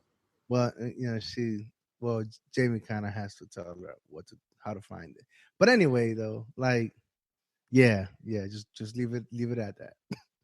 But it's just the same way as like when I found out like it's not the same. I get it. Captain Sam's is in between the age range of James. He basically my age. You and I age, maybe a little bit older. But at the same point in time, all you can do is tell people, hey, they curse a lot. They say the N-word a lot. Yeah. And we got miss it on there, you know. It's like I'm gonna tell you, I told my mom, I got a podcast, but you know, but it's the same. But my mama can't say it because her brothers, the men who raised me, and you know, rest in peace, they dead. They both got caught up in that drug life of Kansas City. But these are two niggas that said nigga a lot. They call me little nigga a lot in front of her a lot. So I mean, it's like she can't get mad at me for saying nigga when her own brothers would be like, that little nigga there didn't clean his room up. I mean, like, hold on, wait a minute, you mad at me? No, and like I said, I told Jamie, like, hey man, you know, if she wants to listen to, because if she wants to know what we talk about, I'm just like, look, we talk about a lot of stuff. We just use a lot of. I don't think the show would appeal to her just because of the topics. Even if we didn't say nigga, I don't think the show would appeal to her. I think I honestly, I think it would. I think it would. Is she a football fan? Is she a fan of Black Lives Matter? No, I think I don't know, but I think that this will be the medium that would maybe. I think you might get a wake up call to find out what she supports. Well, I mean, I know what she supports, but I think it'll be one of those. Is she Republican? Yeah. Well, they are. Okay. But they are. Saying. They are. Frank, wake up, Frank. Wake up from your delusion. No, but but she is one of those things that she's really a supportive mother-in-law, and whether she agrees with it or not, I think that's where she was coming from. And Jamie was like, "Nah, I don't think you either." And I asked Jamie, I was like, "Why don't you want her to listen to our successful podcast?" Her daughter might know what her mother is going to like. Let me tell you something. It ain't even about that. That's what I was expecting. Brenda. No, that's what I was expecting. I was expecting that she was shielding that, right? No, her response was, she's like, they have this sweet image of you, Frank. I will not let anything tarnish that. Yeah, they got a sweet image of you from her. And I'm like, wait a minute. I'm like, I mean, I'm a nice guy and all this and that, but I'm the same person. I may just cuss it out a little bit more. She's like, yeah, but they have a good image of you. The first time they hear about you saying nigga and these cops got to stop killing niggas, you going to be sleeping outside with Max, nigga. No. You going to be outside with the dog. I was just curious, man, especially any listener out there, you know, if they have kind of similar situations going on within their families, you know what I mean? Like I'm in a Negro Wagwin pod. Yeah, I'm in biracial relationship with my wife, and I love her family. Her family loves me. You know, Winston laughs and clowns and says, The moment No, you break her heart. I only laugh because you keep forgetting that my first wife was white. Well, yeah, but you can always say like the moment you break her heart, you become a nigga. No, you joking. That's exactly what happened when we got divorced. He was like, "We told you about them brown. We told you about them niggas." No, but yeah, I just want to be like never mind the fact that a lot of trauma she dealt with was the fact that somebody she thought was her friend raped her while she was in college, but this nigga she was married to who they got divorced and are still great friends right now. We such great friends. Like I told you before, her and her boyfriend now they engaged, and she, and they have no children. She has no children for some biological reasons. Whatever, we don't get into that. But my oldest boy, I was going to fucking AT in Wisconsin. Her to be husband took my oldest boy Ahmad to report to school. You know what I'm saying? So I'm such a bad black man, but she's still there. We still friends. And never mind the fact the shit that happened to her in college with some white fuck that raped her, but it's just it's you just gotta breathe. You just gotta breathe, dog. But anyway, I do joke about it, but that's what happens though.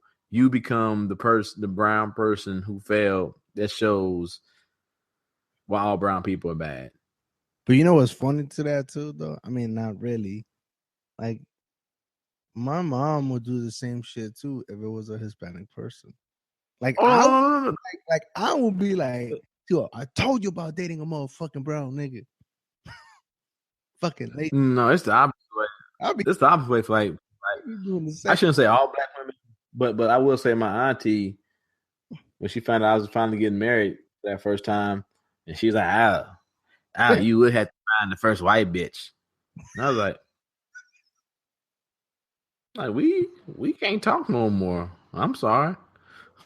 And we didn't talk for like 5 years. Even after I got divorced, I was like, I'm not talking to you.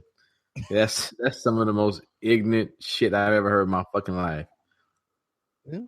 But I just want to bring that up to see, I'll be curious to see how other people, that are in similar situations, man, like how they handle that. You know what I mean? I think I've been fortunate, man, like with Jamie, my family, her family, our friends. You gotta give me a drink. I'll be right back. Pause. I'm gonna go get me one too. I can't pause, nigga. Oh, you got a drink? Hold on. You talking about pause, man? Hold on, man. I wish you would have told me. You gonna pause? Can you pause it? I can pause it. Hold on. If we're both gonna get a drink. Yeah, but don't post this shit up right away, though. What's what? I can't. Stop. No, because if you stop it, it's gonna... I'm not gonna stop it. Stop acting like a little woman. Are you gonna get your drink, or are you gonna go play with yourself? What are you gonna do? Huh? What'd you say? Nothing.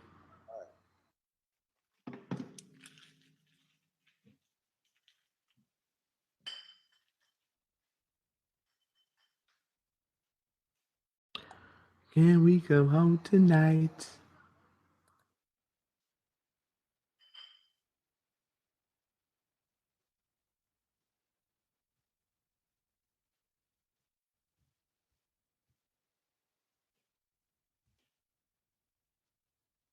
Young Chub on the beat. On light, Jimmy baby, on light, sauce baby, on light, sauce baby, I lyrically never been afraid of a battle. B.I.G. was the greatest rapper to ever sit up in the throne. Finally made it, so the only thing that matters to me now is get my mama out the hood and put her in a bigger home. I can never leave it alone, especially when I'm in the zone. Was taught to eat the meat and lead the bones. Beat up any song, give me speed of tone, beat the stones. Anything can beat the bone when the heat is on. Move with the speed of a cheetah, speed up concerning victims to the belief. When I'm up, I flow them all. Still remain undefeated, but I'll be nothing if it wasn't for Jesus. It's over that I own it all to God. So time to I concede, now that I'm feeding for the sound and I'm bringing out bananas when I'm turning jaw. Verbally murder, whatever delicate element forever gonna represent for my people because I love them all. So every teacher that told me that I would never be nothing other than in the penitentiary or underground. Every heady that put it stumbling down on my way, hoping to never make it, to thinking they gon' pull me down. Motivation, you gon' really feel it. No competition to me, run me my cake and I'ma really kill it. You feel it kicking and get it pumping, I'm finishing and getting into something willing to challenge any rapper that wanted, anybody can get it. I do this for the ghetto people that really live it, that be feeling from more when they hear the lyrics. I hate it, that never do nothing but give me criticism. I hit them with everything in my soul that I know and give them this over with. Hold up another bit and go to this over with so you notice that it's protocol. Verbally murder, whatever delicate element forever gonna represent for my people because I love them all. You don't like that? We have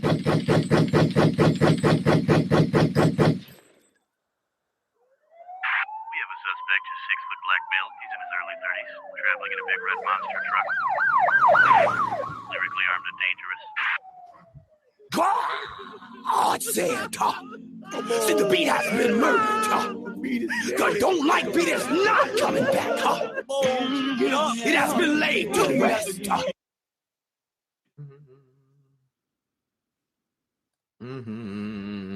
Do. You back? Yeah, I'm back. Hey, so real quick though, before we get going to our second half of this episode or show. Second half, no, we gotta start bringing it down. All right. Have to. Football game to coach. Hold up, man. So anyway, so that story, right? So the captain. So here we are, dog. We inside the city, dog. Like we were like knee deep into this deployment, and we had this. I forget what kind of was it. I think it was an S2. You might have been an S2. And security. Well, yeah, he's the security, but he was like the captain. That we needed to get him. We needed to get him out of the wire so that we could be like 100% of everybody went out. Like the unit was 100% on patrol, like that. So we go out. We put him because he's the highest ranking soldier, officer, whatever, personnel. He goes to the front truck, the lead truck, and I'm in the back chilling, watching, monitoring the radio, making sure we've been here before. We kind of know what we're looking out. We're not necessarily complacent, but we know what we're looking out for. You know what I mean? Mm-hmm. So we see this, beat up trash can dead center of the road, dog. You know what I mean? And we're like, our gunner calls it out. We all stop. We all, do a tactical stop, and we have our sectors of fire and everything. No one gets out the vehicles, and we're calling it in. We're calling it in because all we're doing, we're coming to this sector, to this area, area of operation, right? We have one of our companies is out. They're the ones that are in charge of this AO. So we're just visitor. We're passing through, and they're the ones really they're supposed to handle it, unless we get contact and that's something else, but whatever. So we radio it in.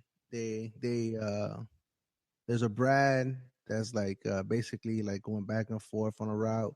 They're gonna go ahead and come check it out. They're gonna have so two Bradleys come in. They're coming to the north, to the west of our position, because the road goes east and west. So we're on the east side, and they're gonna come from the west. So we just gotta wait maybe like 2-3 minutes. This captain decides to dismount by himself, and then signals everybody to dismount, and for me and another soldier to follow him. I grabbed that motherfucking soldier and I said, "Fuck no, hell no, we're not gonna go. We're not gonna go kick no fucking cans."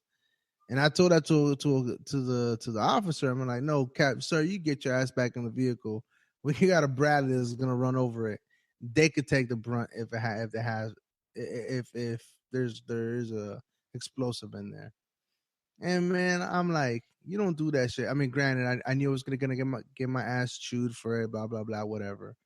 But yo, the audacity, man, like yo, you never been here before. This is your first time out here. Yes, you have rank. That don't mean shit. You know, Rank don't mean shit. Listen to those that been through here once before, and they're gonna keep your ass alive. I'm like, man. Anyway, that was just the story, the cliffhanger from last episode. I hope you're satisfied, sir. It was Dr. Sounds. He probably in his office. He was like fully erect. Now he probably flaccid as shit. He's like, oh, yo, that word again. And I had to look up that word. You had to look up that flaccid. I was like, wait, because I thought it meant something. You know what I mean? I thought I was on the right path. I just had to. It means something, especially if you're trying to get erect. It means a whole lot. No, I had to make sure I had to, you know, because you know niggas out here going fact check you. You know what I mean? They go, shit. You can't be tanking because they did shit. Hey, you would have liked Captain Sounds, man. He reminded me of like a young Major Brand, bro, for real. Yo, Major Brand, like he was already cool. Like Major Brand got to that point after Fort Hood and that deployment where he was just like, I give no more fucks. Nah, he was cool. He was cool like on many levels. And I'm saying he was cool. He was down to earth. But after that last deployment, you could tell he was like, you coming with that bullshit, I'm gonna let you know. Oh no. That shit was on full display when we went down to Dallas. Yeah. In suicide training classes, though. Like Captain Sounds remind me of a Major Brand before the Fort Hood shooting, before that deployment, before he became a commander, dog. Like young Captain Brand down in Oklahoma. What is it, Oklahoma State, where he was teaching at or a professor at. That's what he reminded me of, just full of these ideas, and then you like really get into it and you find out this shit's all fucked up. Everybody at the top is all fucked up. And everybody at the bottom who has a good idea seems not to make it up to them higher ranks. Nope. You know what I'm saying? Yep. Because we'll be saying, like, we was at AT, he'll say something, you know, blah, blah, blah. And it just be like so common sense. And everybody be like, yeah, we've already thought about that. We tried to submit that. And he just, you know, he'll be on that, but why? It's just the motherfucking army. Nobody, I mean, no, he's out. You know what? He's not that simple. I won't put it that way. But I think he's somebody who was like, as an officer, who really likes to get in there, do work, understands like the fucking hierarchy as far as like NCOs, enlisted members, junior enlisted members, and how that needs to work in order to make the fucking unit work. So he respects that, you know. So, yeah, man, and he's just a hard worker. So I think a lot of times he just gets in there and he tries to do so much, and then it's like he kind of gets a little burnt out. But he's not simple-minded at all. So like Major Brand, you can see he was like, I want to get in here, I want to do the work, but I don't understand why people stop me from doing the work. You know what I'm saying? That type of shit. That's my memory of him is he did a lot for me, dog. Like he encouraged me to stay in school. As a matter of fact, he was like, you ain't coming with me. You gonna finish up this program with the school, and we're gonna just take your slot and then get another mental health specialist or whatever. Like I should listen to him. I would never got married the second time because like he like as I'm saying, that's how much he cared about. Like it wasn't just about numbers, USR reports, blah blah blah, this and that. It's like he cared about the people who are the numbers on that sheet. The people who are the numbers on that Manning report. He knew every name. He knew where you were from. If you were married, he knew you were married. If you had kids, he may not know your fucking kid's name, but he knew you had kids, knew how many kids you had, blah, blah, blah. And so, like, when I was going on leave and he knew I was going to get married, he was just like, don't do it. I mean, you were like, for real. And like, here I am. Was it 2016? That was for 2010. Then I got divorced, 2012, 13, somewhere there. Here it is, you know. Not for lack of trying, but he just looked at me and was like, I wouldn't do it. He side-eyed you too when you probably got divorced. He gave me. But the thing is, though, he knew me. Good. He knew me because, you know, I was his AGR staff at that time too. I was his full-time staff at that time. My dude. He was scoring. I knew you. Yeah, he knew me too. Like I said, man, I think I know Fort Hood fucked me up. And it was on some old. It's so bad, Jamie knows you. And me and Jamie looked at each other like, what? And when that nigga, Dame is the angel on both shoulders. He's the one thing I know that he's the one thing I know that can play the devil and the angel. Cause that nigga show and be like, he show like that motherfucking emoji with the question mark. that question mark emoji, like, look here, dog. I don't know if you know, but you an asshole. At this point in my life, I'm still an asshole. I'm not a scumbag, but like, you an asshole. You a scumbag. I don't know what you're doing. You on your own. Now. But then that nigga, he show with that devil, like, oh yeah, do whatever you want, my nigga. What make you feel good? This nigga be the devil and the angel at the same time, dog. How a nigga do that? Like, hold on, I should have downloaded all my iPhone text messages, all my motherfucking I got my emails though. Well, that nigga in the same email be like, nigga, I don't know what you're thinking about.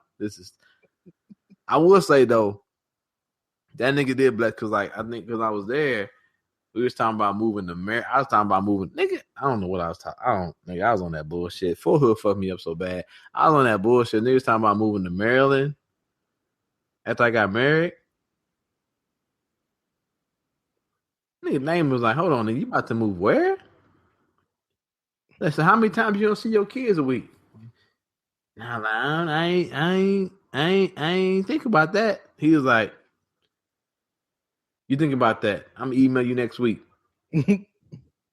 I hit that's Damon. I hit him up. He won't reply. Next week, you think about it, nigga?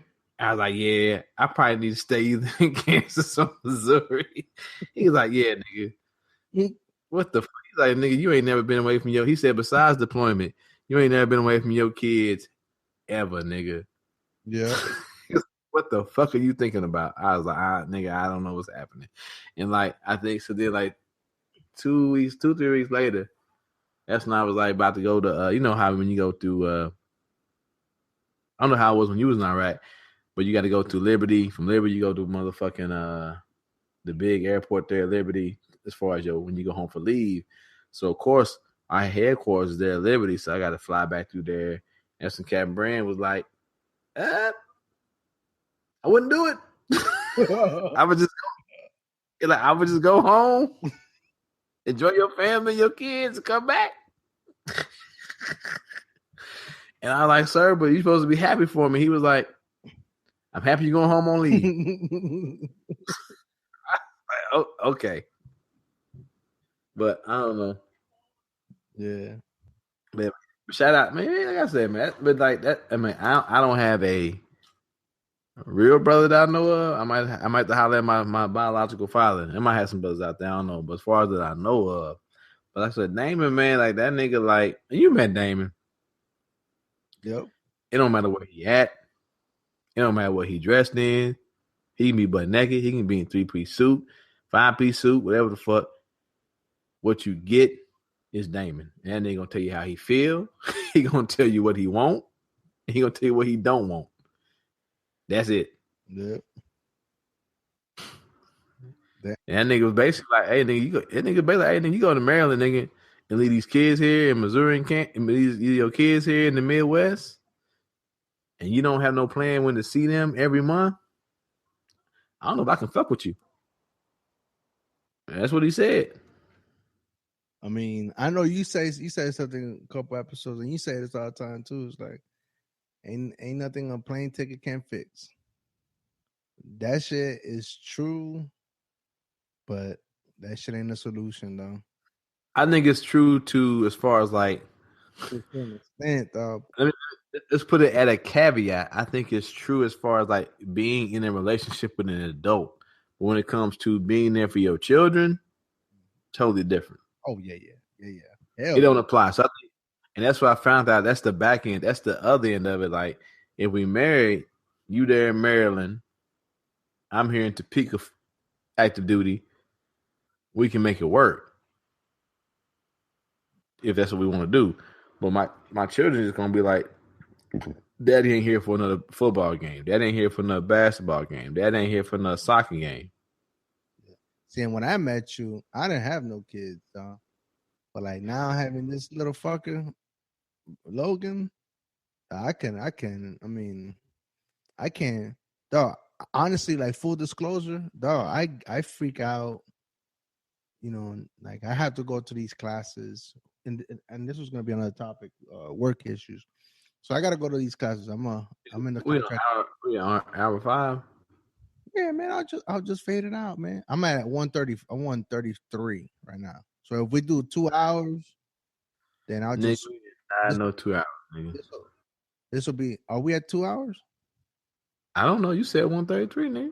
No, but I didn't record right off the bat. If we had 2 hours, dog, then what I'll do is I'll just splice it and turn it into 2 episodes. But anyway, dog, damn, dog, you come in, you fuck me up with my fucking story. Dog. Anyway, so like, yeah, though.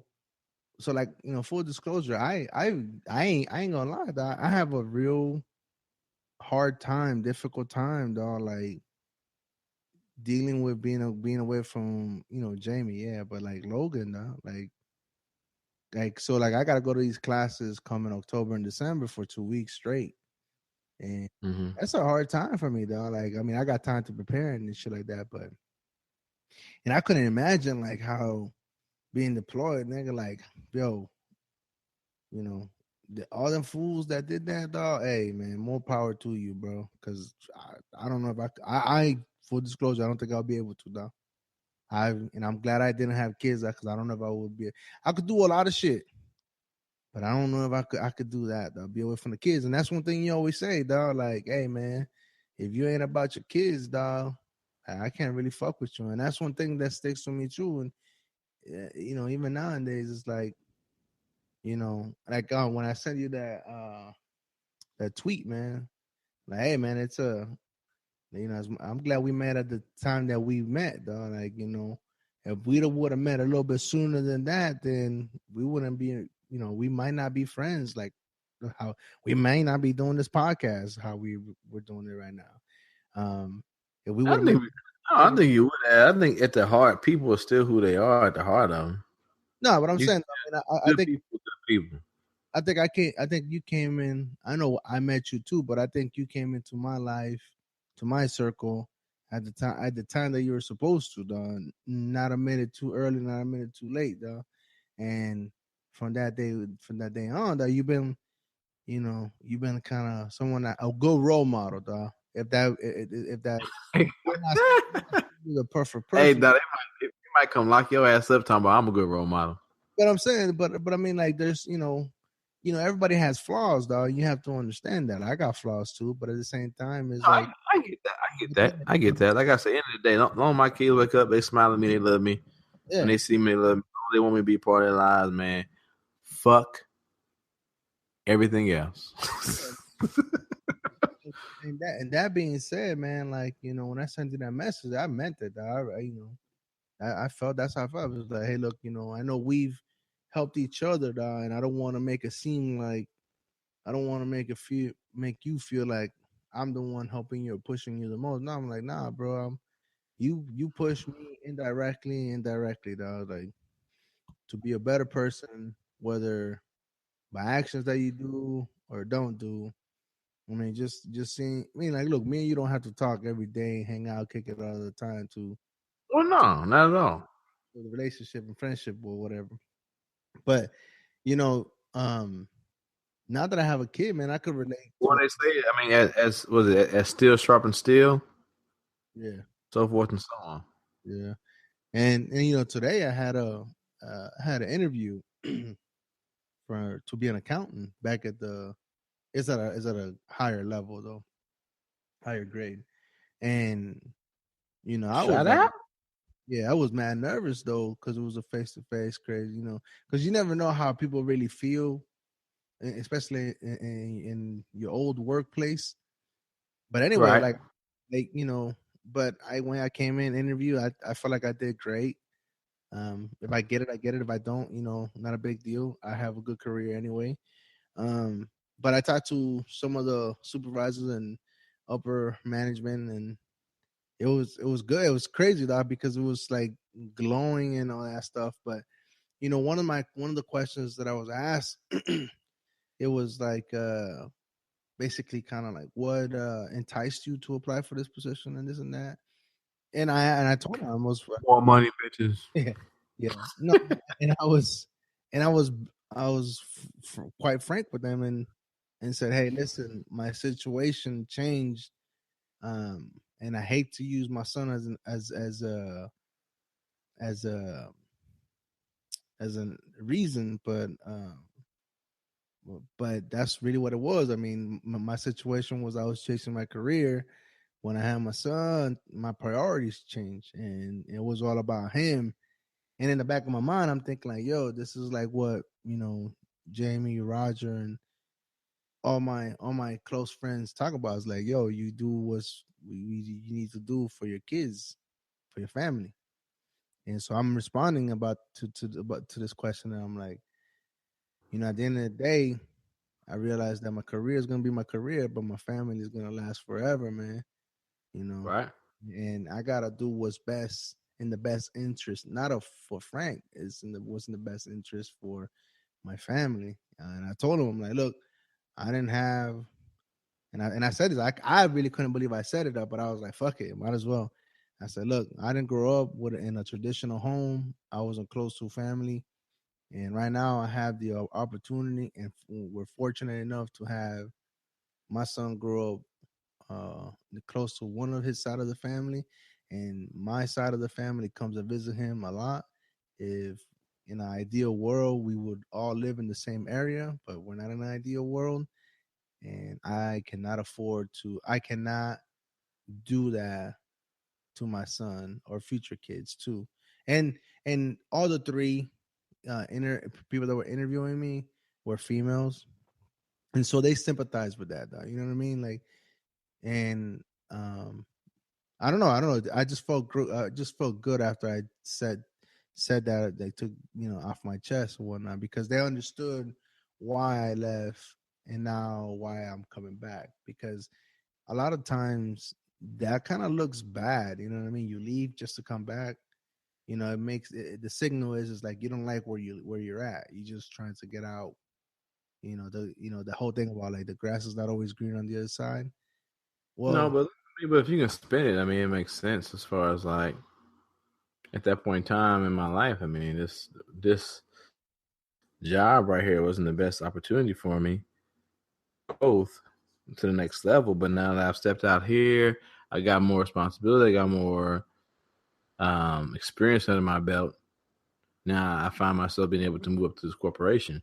But on top of that, though, this corporation also suits me better as far as my family needs and my personal goals for the future. right, yeah. And But I mean, it's just that pimp talk, though. Trying to find me a nice, pretty young bitch. kids. Shout out to Three Guys On. Hey man, I hope I get to meet you guys one day, man. All of y'all. Oh, them, nah, they nigga, they so far. And it's so I hate it, dog. It's like so many comedians that I follow who follow back on fucking Twitter, but all them niggas is like either down south or on the East Coast, nigga. Yeah. Like, I don't know if you fuck with like what is it, like CPSN, CSPN. Hold on, dog. I'm gonna look. You can keep talking. I'm gonna look it up right now. But yeah, anyway. I mean, so I know about Bill Burr. That's what that is. But I did that interview, man, and I want the CSP, the Cold Slitter Podcast, CSPN Cold Slitter Podcast Network. It's a network, but like they got college, Crown and College, nigga. They got Bad Advice Show, Gridiron Gals. There's two other females. I don't want to say females. Damn, two other women. My bad, y'all. I didn't mean to say females. Two other women on there. But for real, I fuck with the Crowns and College in the Bad Advice Show. But the Bad Advice Show is like two comedians. One dude like Sharon Russell. He lived in St. Louis for a minute. I think he said in Topeka too for a minute. But that nigga back down south, man, these niggas are hilarious, nigga. And I be like, man, y'all need to bring y'all ass to motherfucking Kansas City. Yeah. But anyway, so yeah, man, like I interviewed for that job, and I really couldn't believe and that I actually had like full disclosure with them, and it was actually well received, and you could see that in the facial expression, like that it was genuine, that they understood, they may not necessarily care about what the fuck I was saying, but they sympathize and could with me on that, yo, you gotta do what you gotta do for your family, though. And it is gonna be a nice pay raise too, like a nice nigga, nice pay raise if I get it. Plus, it also keeps me in Topeka, which is fine because I like this. What we got? Oh, I'm sorry, I hit something like came on accident.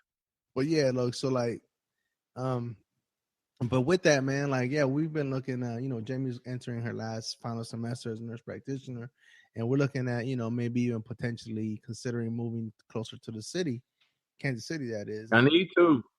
Huh? Yeah, I need to. Well,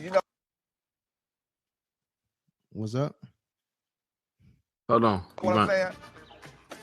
Get ready with that shit. The same old soup, just reheated. Normal routine. A pimp do. You know what I'm saying? That's right. yeah. Believe that, dog. Yeah, go get my car washed. You know what I'm saying? Let's see if I can go catch me a nice, pretty young bitch. Anyway, what's up? Shout out. You guys on. One more time. A nice young bitch. I don't know why they bring me so much joy. Anyway, go ahead. Yeah, more jars than pickle. Yeah, more pickles than jars. Nah, right? you've been listening. You've been. Why? It took you like 8 years to finally listen to my podcast suggestions, dog. Them. I be dying, dog. Them motherfucking jars and pickles, nigga. Nigga, it's so sexist, but it's so funny. No, I be listening to most of the. Well, bro, there's just so much time in a day, though. So when I mow, I try to listen to some of the longer podcasts, and it just happens to be sometimes I listen to Three Guys On, and for some reason now there's always a jar, so it's like two jar, and like and they have to explain what the. Hold on, you know what? Hold on. And to our listeners out there, if you're not listening to Three Guys On, I'm not going to explain it to you. Nope. You need to go listen to Three Guys On to figure this shit out. Yep. I did it too. I didn't ask him. I've learned and I listened. And more jars than pickles, nigga. More pickles than jars, nigga. And so I'm over here mowing, dog.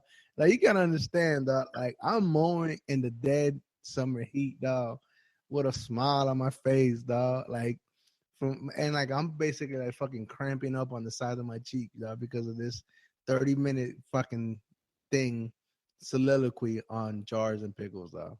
But Like, you get what I'm saying? Where like the 3 guards on, like to me they're the funniest because it's like comedian. All of them are comedians. Right, like the fucking black guy who tips might be the most like you talking about role playing games or football, like but their stats are like clean across the board, right? But 3 guys on is like they got like woo peak levels of comedy, and then like fucking Fire Starter is like just like a whole nother level of shit, dog. It's just underground mixtape shit. Yo, Fire Starter, dog. I swear to God, dog. That's slang, man. Oof. I mean, You got to let it build, bro. It takes a minute. No. I mean, I've listened to a while already, and again, I've been mowing the yard, and I've been listening to this, and for like a good 5 minutes, all you hear is, yep. Mm-hmm. Yep. That's when you know when them niggas about to start laughing, dog. When the niggas hit that, yeah. Yeah. That's when you know they about to start cooking. Hey, and that's where that slang come from. They about to start cooking. Yeah. He's like, yeah. And I was what was it the last one they were talking about? Was it Mr. Robot or Stranger Things? Yeah. And they, all you hear is like, yeah. It's like they were having a fucking telepathic conversation now. And but no, that's where it's like, and I was right there with it too. I was like, I get it now. Like I fucking but it's like that's why. But you understand why? Cause you like the first time I listened, I had no one tell me just hold on, keep listening. The slang will catch on.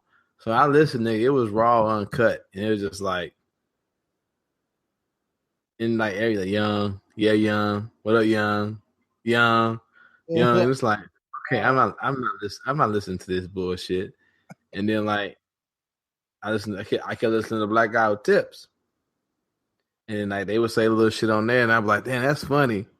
And this nigga Ryan saying that shit funny. Okay, I'm gonna go back and listen to these niggas one more time. And I don't know if I caught the right show, but it was just like the youngs didn't bother me so much anymore. But the comedy was there, nigga. The comedy, the little inside jokes, the little references, and I was just dying laughing. And since then, nigga, I think it's been what was that, nigga? I got back 2010. So like 2010, nigga, 2011, I have not missed the episode, nigga. I mean, I'm not there yet. You know what I mean? I'll listen to them, but and like I said, I listen to a bunch of stuff. And I'm slow, and I be telling you, listen. You be like, I got Jim Rome. No, I like Jim Rome, man, but like that shit got tired. No, but you be like, I got Jim Rome. I'm like, nigga, Jim Rome ain't hitting these motherfucking these laughs, nigga. Yeah, but I'll tell you what though, the one thing I did like about Jim Rome was the smack off. I like that shit. And when what's the one thing, and it's listening based. Yeah, and it's still at the end of the day, it's still. But when it's just catchphrase. But when the comedian they used to call in when he got his own show, I was like, cool. I don't need you no more. I could listen to the slam man. But it's just a bunch of catchphrases strung together, right? Yeah, and then like even now, like I'll listen. Like right now, going into since football season started, and now all the other, MLB baseball is going to get into the postseason here. Also, I'm gonna go back to like listen to sports radio, especially like people hating on LeBron. Sports radio. It'll probably be some tribute to the flag, and everybody got to get down or stand up. Okay, we try to circumvent this topic. Kaepernick. Nigga, it don't take no long amount of time. Whoever you are out there listening, stop trying to use veterans to make your point. We're not here for that. Go and help a veteran. The end. Anyway, I want to touch upon on Kaepernick. There's something interesting about him, bro, and is how fast this man's hair grows, though. Because I could have sworn this man just. You know nothing about black hair. Well, no. Slash. It's called a blowout, kid. Yeah, but look it up. But I'm saying though, like, how do you have a Caesar 2 weeks ago and then have like a month? He had motherfucking cornrows. He did. Yeah, he had cornrow. You get a blowout kit on somebody that got some like curly ass hair like he has. Well, I know if you brush it. I know if you pick it and stuff. Yeah, I even pick it. You get a blowout kit which straightens it all the way out. Yeah, that shit might be from here to Mars, nigga. Shit, but how long was this braids, dog? You know how it takes a lot of hair to get braids. But he didn't have no Iverson braids though, like down to his shoulder, did he? It takes a lot of hair to get braids, bro. Just to get the little braid, it takes a lot of hair. You can't have no little ass. As a nigga who had cornrows at one point in time, it takes a lot of hair. I used to have cornrows too, and I have pictures to prove it. Don't take. There's no little bit of hair. I know that, but that's what I'm saying. It's like, but I don't even recall. Well, then again, I didn't really see him play last year neither. So, okay. He didn't play much. The thing is, he didn't play much last year, man. They had a nigga sitting on the sideline, and they told me he can't be on the sideline because some medical shit, whatever. Yeah, because I guess like the last image that I have of him is like him with like almost like a Caesar, Caesar cut or low cut. But that nigga spent like a year and a half not being able to play. Yeah, that's true. I don't know. I thought it was fascinating that all of a sudden I think he's trolling America now with the hair. Who, him? Yeah, I think he's trolling America. How is that? How is he trolling America? The thing is, America could just say, you know what, we're not gonna put the camera on him anymore, the same way they did for the first 3 weeks when he was doing the same thing. I think he's just doing. And I think he has. He's just doing what he's been doing for the last. But before this became an issue. Yeah. How did it become an issue anyway? Though, because a white person who's a reporter took notice to the fact that you're not standing up doing the Pledge of Allegiance. And they asked him a question, and he was like, "This is why I'm not standing up." Oh, that was it. That was it. The nigga had spent the first 3 preseason games not standing up. Yeah. Well, that word was like. You realize that, right?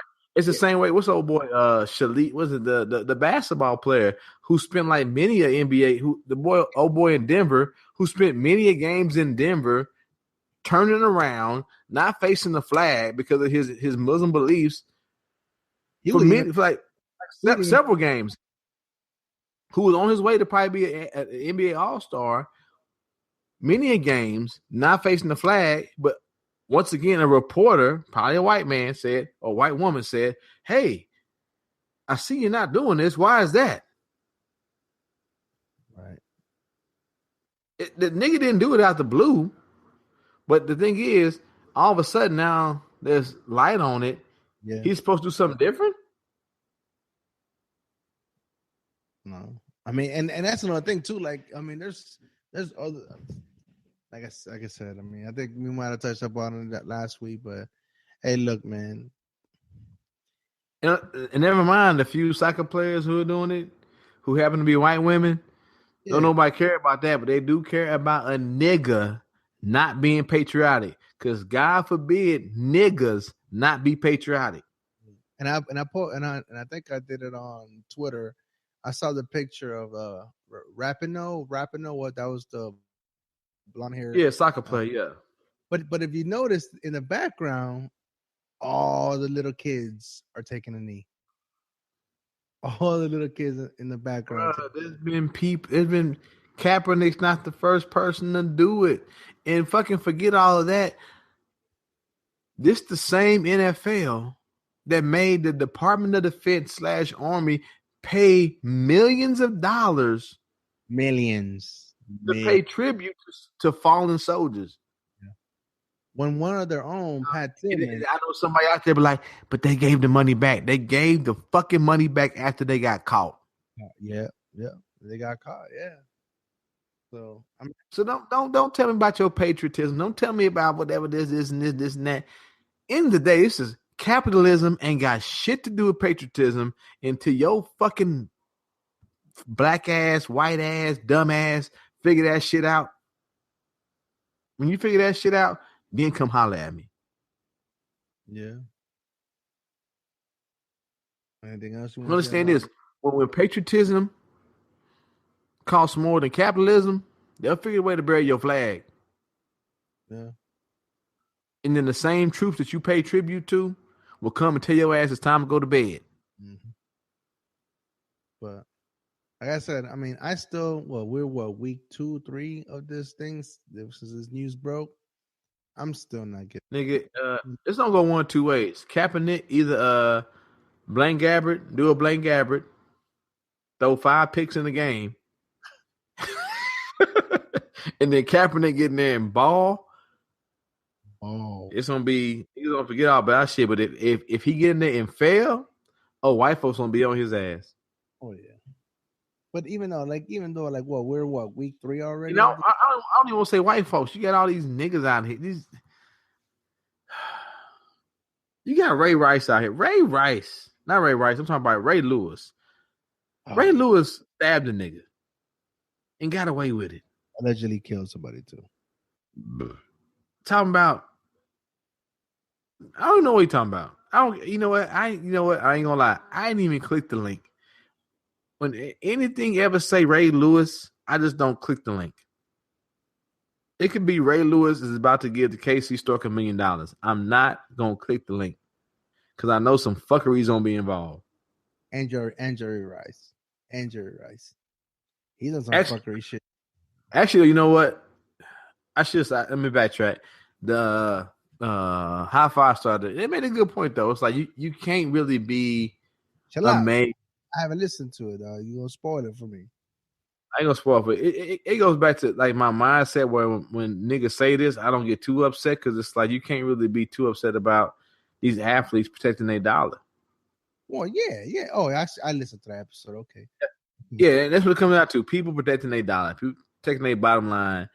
Yeah. And on top of that, people forget about, even though they're athletes, some of them come from certain regions that are very conservative. Like Jerry Rice from Mississippi, blah, blah, blah. And those are all good points. So I can't really be disappointed, but I can still look at a nigga side eye like, you from Mississippi. Yeah. You know what it's about, nigga. You know what I'm saying? Yeah. Okay, are we done with Kaepernick now? Because like it still doesn't bother me. I mean, you went to like, I'm gonna talk about this, and it's like, end of the day, man, Kaepernick, keep doing what you're doing. Matter of fact, as they said, if one of that nigga decide to stand up, that's fine. It's his protest. I gives no fuck whether you agree or disagree. I give no fuck what you want him to do or not to do. It's his protest. Right. Either get in line, don't get in line, right? All right. It's that simple. Yeah. Just to be on the record, I have no issues with him. As a veteran, this combat, I have no issues with what he's doing. So, or anybody else is doing, not just him. Just, as long as you're not burning the flag deliberately, I might just like give you the. But then again, if you burn the flag, and we talk about the same thing. But if you burn the flag, doesn't mean that I'm gonna be like, I'm gonna charge at you. I'm gonna be like, dang, that's kind of fucked up, and then I'm gonna walk away. In the day, if we're gonna be in the day, that's what I'm gonna do. Go ahead. I'm just saying, if I see it, I'm gonna be like, oh damn, that's fucked up, and walk away. I want to say it's fucked up, man. No, it don't. These are emblems that represent so much fucked up shit to me in the back of my mind. Yeah. Are you burning the flag on my porch? Oh no, hold on. That's hate though. Are you fucking outside of my house kneeling on my porch? Outside of that, I don't give a fuck. I don't give a fuck. You burn the flag ain't gonna stop me from when the orders go up from us bombing another country, us dropping a motherfucking nuclear weapon on another country, us fucking denying another country motherfucking aid. us delaying the response to National Guard to areas affected by Katrina. Ain't none of that gonna stop. I don't give a fuck. Hey, I do not give a fuck. Now that you said that, and I agree with you. These are all symbols that we have been brainwashed to fall in line for. But the matter of fact, the flag should just be taken down, and a big ass $20 bill should just be put up there. That's the only thing America heeds to. The Tubmans. The Tubman, nigga. But anyway, the Tubs, nigga. The only thing we heed to is them Tubmans. Now we will pledge some fucking false ass patriotic. Yeah, I'm drunk. You know what I'm trying to say. But I'm drunk. But I gotta say it now. We will pledge some fucking patriotism to some fucking fake ass shit off top. Yeah. But at the end of the day, it's about that money. Hey, so I sometimes find myself doing this, and you probably have like your own perspective on this. So, I see every day. I see things that are fucked up and all that shit. Sometimes, man, and I see the movements, not just on Black folk, but movements on immigration for brown people and all that shit. And I'm like, sometimes I just don't care though. And I know that sometimes, like, I want to be like, I wish I could care and do more, and sometimes, like, I really don't give a fuck though. Like, it doesn't. I don't care. And I think niggas get burnt out. That's good. That's built into the system. And the naysayers and then the opposition will be like, "Whoa, it's people like you that don't care, and we need more support and this and that." It's like, yo, like I don't make this like an internal battle for me. That, like, it's not that complicated though. Like, I'm either burnt out or I just quite frankly, no pun intended, don't. Like, just like with this Kaepernick thing, if you fucking you give a fuck.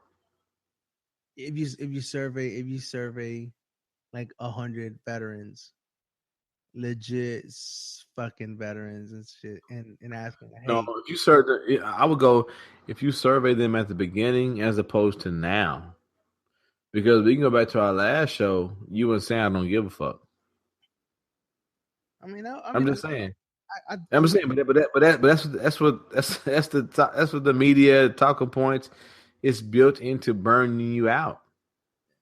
Like, I will also say, do you give a fuck about the presidential election? I really don't care, not really, because how far did that start out? What you talking about? Years ago. Yeah, not years ago, years, some months that it started out to the fact where you don't give a fuck. It's built in, to burn you out. I guess that is the fatigue sets in or starts to set in. It does, because I would tell you right. We can go back and listen to the last podcast. You wasn't saying I don't give a fuck. Well, no. I mean, I don't care. Like, no. I said that if you would have asked me a couple of years ago, I probably would have cared. But now, about what?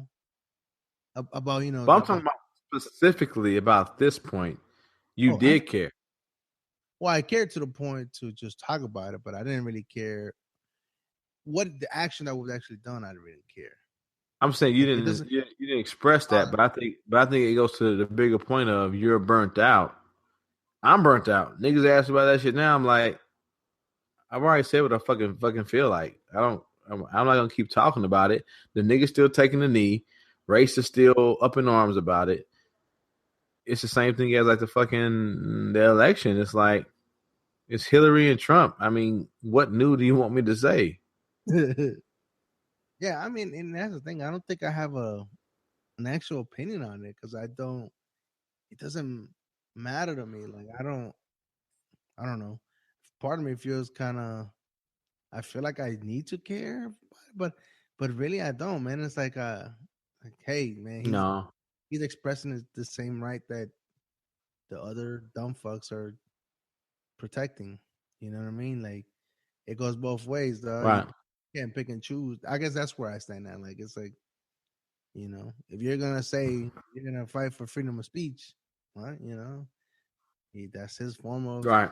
speech. It's like you gotta respect it. Just like my shit on my Twitter is like, guys, we also died for his right to protect to do what he needs to protest. So It's not also we did die. Period. yeah, but anyway, so on that note, NFL is kicking off this weekend or kicked off on Thursday. Bro, are we going back? Come on. I thought we moved on from sports. I'm just saying NFL. You got anything to say NFL? I don't follow NFL that much. we I just want to get. We talked about sports for the first 50 minutes, and they're like politics. Back to sports. I don't know. What do you want to talk about politics? Look, man, North Korea fucking conducted a nuclear fucking. Oh, I'm not saying that. I'm saying you can't be like, we talked about sports. Here we got into politics. NFL kickoff. ISIS is supposed to be CIA backed and funded Russia and. I've already told you that several times. I don't know why that's a new thing. Russia and the United States finally agreed to a ceasefire, a peaceful ceasefire. They do it every year. Yeah. And Cuba finally, the first plane took off, or tourist commercial airline took off from Florida and landed in Cuba for the first time. It was like 151 reporters and like 2 actual tourists. I don't know. Let's go to our bag of dicks war. I don't know. I'm just saying. All I'm saying is we were talking about sports to begin the show. Hey man, we don't. And then we talked about politics, and then they go NFL kickoff. It's like, huh? Hey, that's what's going on in my life, man. Hey, you gotta live in this world, man. I multitask, dog. I multitask too, but I try to multitask with like bullet points that follow a path. Are you trying to structured? Are you trying to get more structured? Are you trying to take me to get more structured to be catered to you? Why can't you just let me? No, I'm just more. I'm just more structured. My life matters. I'm not trying to. I'm just more structured. Structured matter. It's Black Lives Matter, not Brown Lives. Yeah, you guys haven't gotten a hashtag yet, so I don't know what you want me to do. We don't have one because it's a Spanish word that's too long. Brown? No, it won't be in Spanish. It'll be like some ridiculous. You know how like if you translate everything from English to Spanish, it's like it adds like a million sentences to it. That's what I thought would happen. So like I think my son's waking up. That's why I was like, we can't be here too long. Mm-hmm. All right, so the award show now you got is it some appearance? Hold on.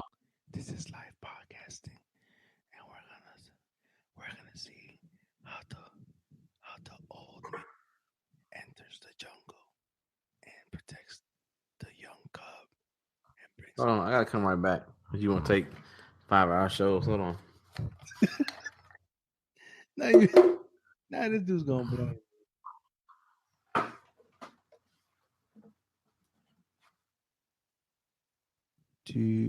So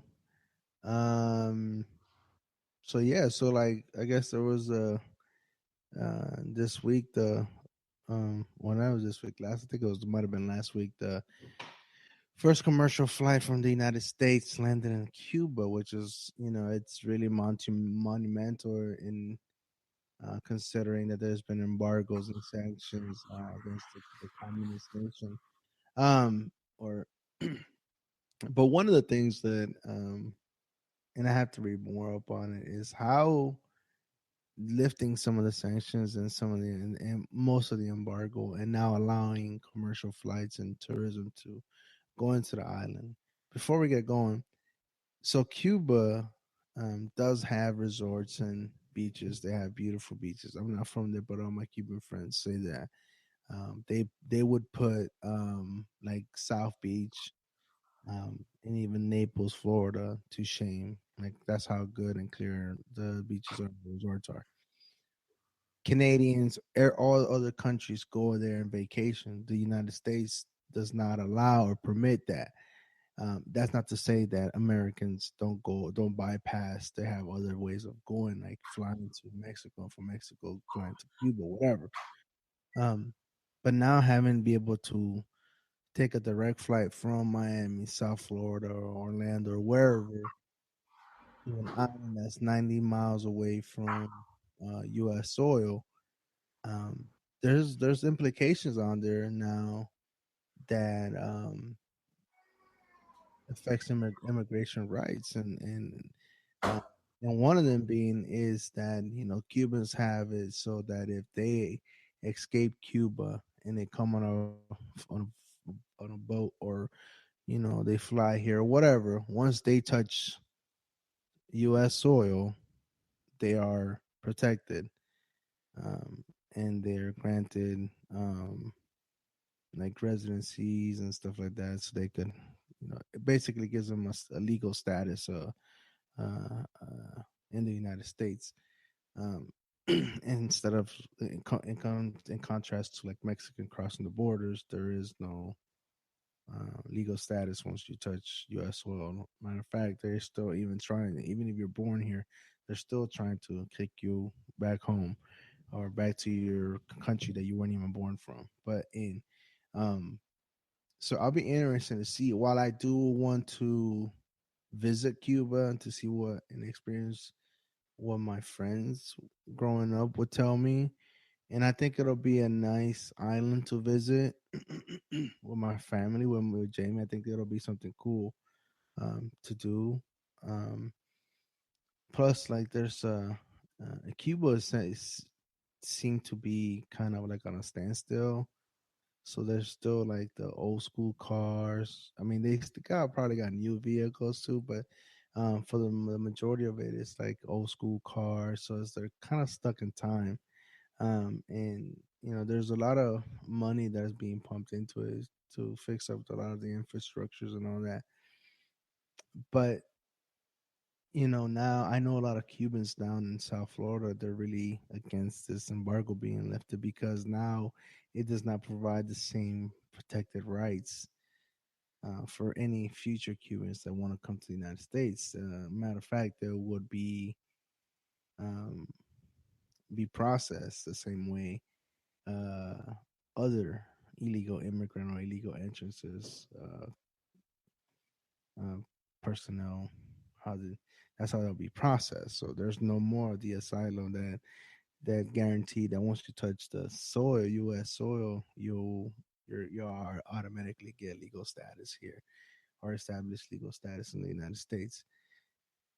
So I'll be interested. Also, I'll be interested in how many people actually want to go visit Cuba from escaping it. I mean, I know a lot of them have bad and horrific memories, and I don't blame them if they want to not revisit those areas that would bring those feelings back or want to resurface, kind of bringing me back to a point that my mom wants to visit over the Labor Day weekend, and she wants to or no, not she asked me if I wanted to go back and take a trip to, like, maybe like a couple of days trip to Nicaragua.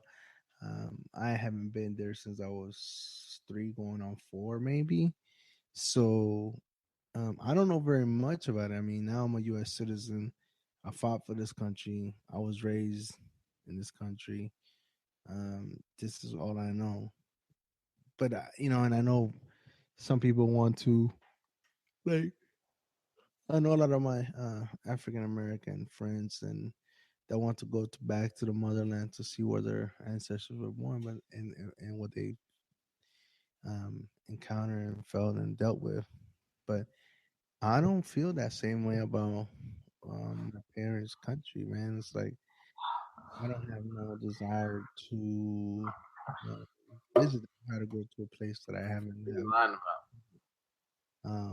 So I mean that's where I'm standing. I'll be interested to see how many flights and cruises are scheduled for Cuba or bound for Cuba, and I wonder how many Cubans are going to want to go back to Cuba. Money. Interesting. Money. But hey, it's like 1:30 in the morning. Can we go ahead? go into the last segment? Yeah, go ahead. You got an award to give out? I already talked about this. I don't really have any awards to give out. What happened to that clip that you had about the Hispanic Coalition? Yeah, but it's like top 3. I don't have any I don't have the wooden dildo. Yeah, we don't have. Bag. Okay, and this is the order that we're gonna use it. Okay, when we get more listeners, you'll could chime in and we could adjust the order. So the top award, or excuse me, the bottom award is which will be number 5, is going to be called the wooden dildo. Dildo dick. Okay. What? Wooden dildo dick, right? No, the wooden dildo award. The wooden dildo award. Okay. That's it. Number 4. You get no dick. The next higher is going to be the half a chub. Half a chub. I mean, you got a little dick. Not a lot. Okay. And then top 3, starting from 3rd place, is dime bag of dicks. The dime bag of dick. Not dicks. Dime bag of dick. Okay. And then number 2 will be bag of dicks. Yes, the bag of dicks. And then the winner, the overall winner, is going to be the bowl of dicks. Hold on, your boy LeBron. That's your man. I'm rocking with Stephen Curry and his white. You was on. Okay. You sound like a bit old white bitch right now. Anyway, so we don't have a wooden dildo. Nah. Have a chub. What about niggas been busy. I haven't been trolling these interwebs the way I should be. What about the dime bag of dick? Dime bag. Hold on, I thought, oh boy, who'd you have? Look, I think on Trump, we already know off top. Trump is number 1 till he gets out the race. Yeah, Trump is gonna be the bowl of dick. I mean, he's gonna be. We have agreed. He's gonna be the holding. He'll be tight. Right. Number 2. What was number 2? Number 2. Damn. That's what I'm saying. I'm gonna say we'll go with that coalition, man. The one, the little what coalition? The Hispanic for Trumps. They gotta be. I go with that. And then you know what? Okay, so there we go. Bam, bam, bam. So number 3, the dime bag of dick for me would be all these fake ass patriots, true ass racists who want Colin Kaepernick to take a seat or stand up, I should say. These be the first time so many white people want a nigga to stand up ever. They get the motherfucking dime bag of dicks to me. Dime bag of dick to me. I don't know about you. No argument here. I like that. Like I said, we can agree or disagree with as far as Colin Kaepernick, as far as why he stand, why he don't stand. But the people who have been coming at him, I know we don't disagree with that though, right? No. Okay, so there's no need to get into too deep in that.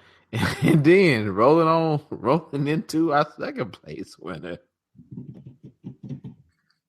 Drum roll. But the bag of dicks. Hold on, man. Who was this motherfucker name? Marco Gutierrez, founder of the group of Latinos for Trump. Probably Gutierrez. Gutierrez, you know better than me. No racism. Motherfucker said Gutierrez. That's fine, man. My chicken loving black tongue cannot. Why y'all got so many R's and Z's so close together? I do not fucking know.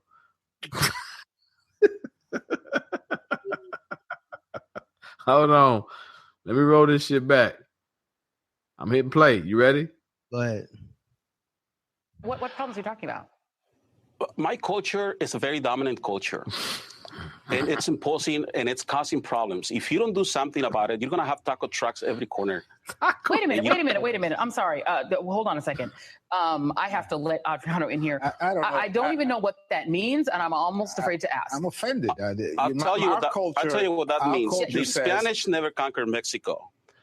We are a culture that we have a lot of good things that we bring to the United States, but we also have problems. And you guys are going nuts over something that there's a 10th step to this problem. And you guys are already talking about the 10th step. We haven't even started walking this path. Let's let Adriano respond because we don't have unlimited time. Okay. I don't know what culture Mr. Gutierrez is talking about, but I know that the Hispanic culture has a saying, a very prominent saying. Mi casa, tu casa, my house. Hold on, dog. Hold on. I gotta rewind this. Hold on one more time. Cause this nigga said the taco. Listen. Hold up. One more time. What problems are you talking about? My culture is a very dominant culture. And it's imposing and it's causing problems. If you don't do something about it, you're gonna have taco trucks every corner. Wait a minute. Stop right there. Like this nigga said, if we let y'all come, it's gonna be taco trucks. Before we but see, this is what I was talking about to like the first couple episodes, man. You know what I'm saying? Like, first of all, why do they get like somebody that speaks Spanish when they sound Spanish when they speak English? Why can't they get like an educated, well-spoken Hispanic? I don't know what's happening. And then the second thing is like, this is what I'm talking about, man. Like, all I want to say is it racist because I don't think the taco trucks on every corner is a bad thing. No, it's not a bad thing. No, I love tacos, but that's what I'm saying. It's like this man is like hating on. You see, he got it good, but he hating on his own people, dog. Like the fuck? I don't know. I don't know what, bro. I'm lost. And then like, I'm like, what's his point? And he's voting for Trump. Man, I don't know. He might. Hold on, dog. It's a very dominant culture. And it's imposing and it's causing problems. If you don't do something about it, you're going to have taco trucks every corner. Wait a minute. Hold on, dog. This nigga said taco trucks every corner. But he said that if we don't control it. He didn't say taco trucks on every corner. He said taco trucks every corner. Right, but did he say not that you're not going to have taco trucks? No, he said it so fast, dog. I haven't seen, not since this man have I seen someone talk so fast. Hold on. Young bitch. Somebody that might like this pimping. Like that. Yeah. Pimp ain't groom. I mean, you know what I'm saying? Hold on. Not since that man have I heard him. Hey, play the clip again. I want to hear what the other people are trying to do. My culture is a very dominant culture. It is. And it's imposing and it's causing problems. If you don't do something about it, you're going to have taco trucks every corner. Wait a minute. I'm sorry. Hold again. I have to let Adriano in you here. gotta see this clip. I don't even know what this that black means. woman looks so confused, nigga. Like, what? I'll tell you what that means. The Spanish never conquered Mexico.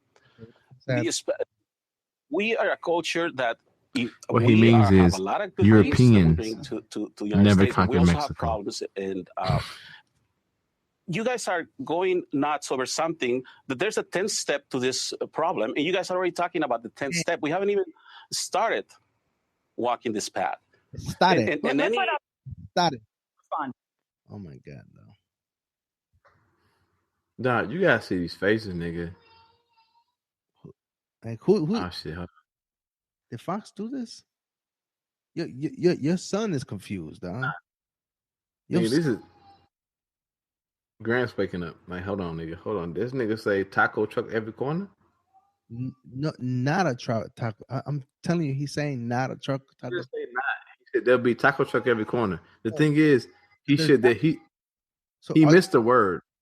No, hold on, I gotta go.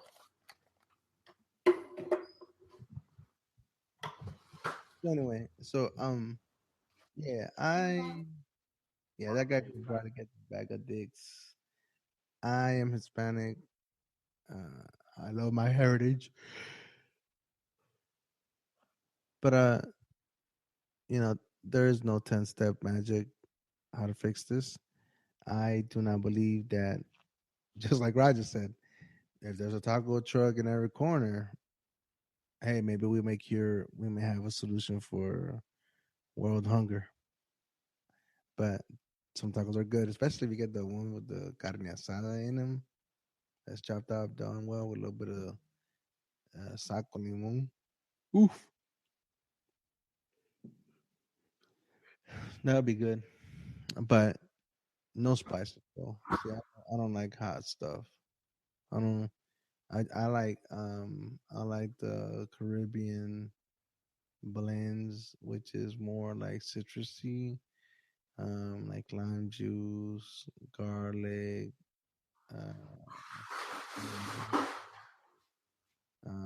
vinegar, cooking wine.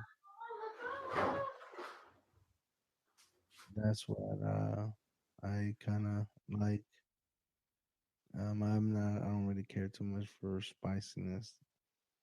Gives me too much heartburn too.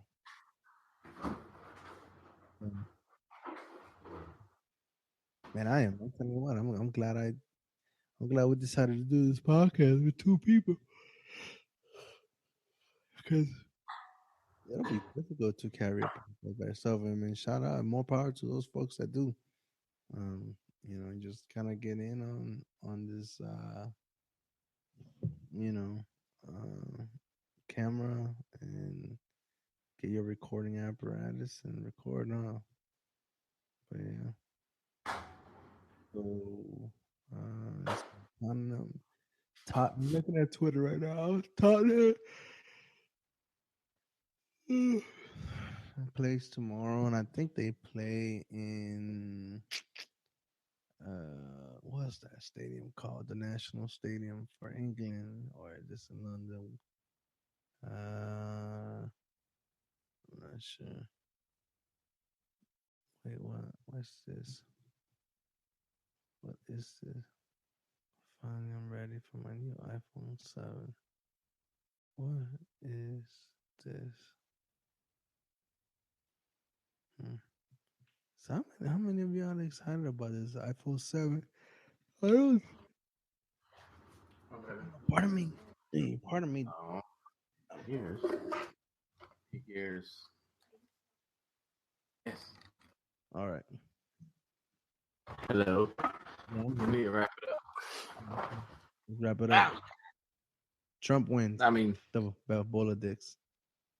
Hold on. I still want to hear. Hold on. Because we don't have unlimited time. Okay. I don't know what deportation. Are they like on March that want to speak? Maybe the polls. I think it was just a terrible. You know what? This dude, he don't even say. He doesn't even talk anymore. Once that nigga hit that taco truck line, hey, everyone say hi, Maury. Why you waving at me like that? Hi, Maury. Yeah, blow me kisses. Is she there? She's right here. She doesn't blow me kisses anymore. I want to see her blow you a kiss. No, it's like that's how you know, fellas. You know, it's in trouble. She'll blow you a kiss at 1:43 in the morning. Sarcasm. You gotta work in the morning. I can't hear you. Still look at the camera. You don't want to get on the camera. See? Okay. I love you, big dummy. That's how you know. All right. Actually, that is true though. When she said, "I love you, big dummy," while smiling, that's when you know things are gonna be okay. So, if she just said, she comes back in the room and says, "I love you, nigga," and just stares at you, that's when you might need to start looking for apartments. That'd be crazy though if I walk into the bedroom right now, Jamie's like, "I love you, nigga," and just roll back over, went to sleep. Yeah, that's when it's time to. I'll be like, I'm gonna get like a little bit. Other means of transportation and living.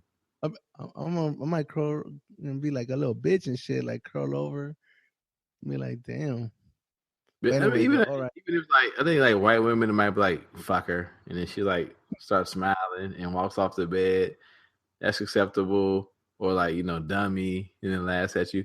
But definitely, if your woman say, "Love you, nigga," and then just like roll back over and go to sleep, you, especially if you Captain DeSams, and your wife says, "Love you, nigga," you may just leave.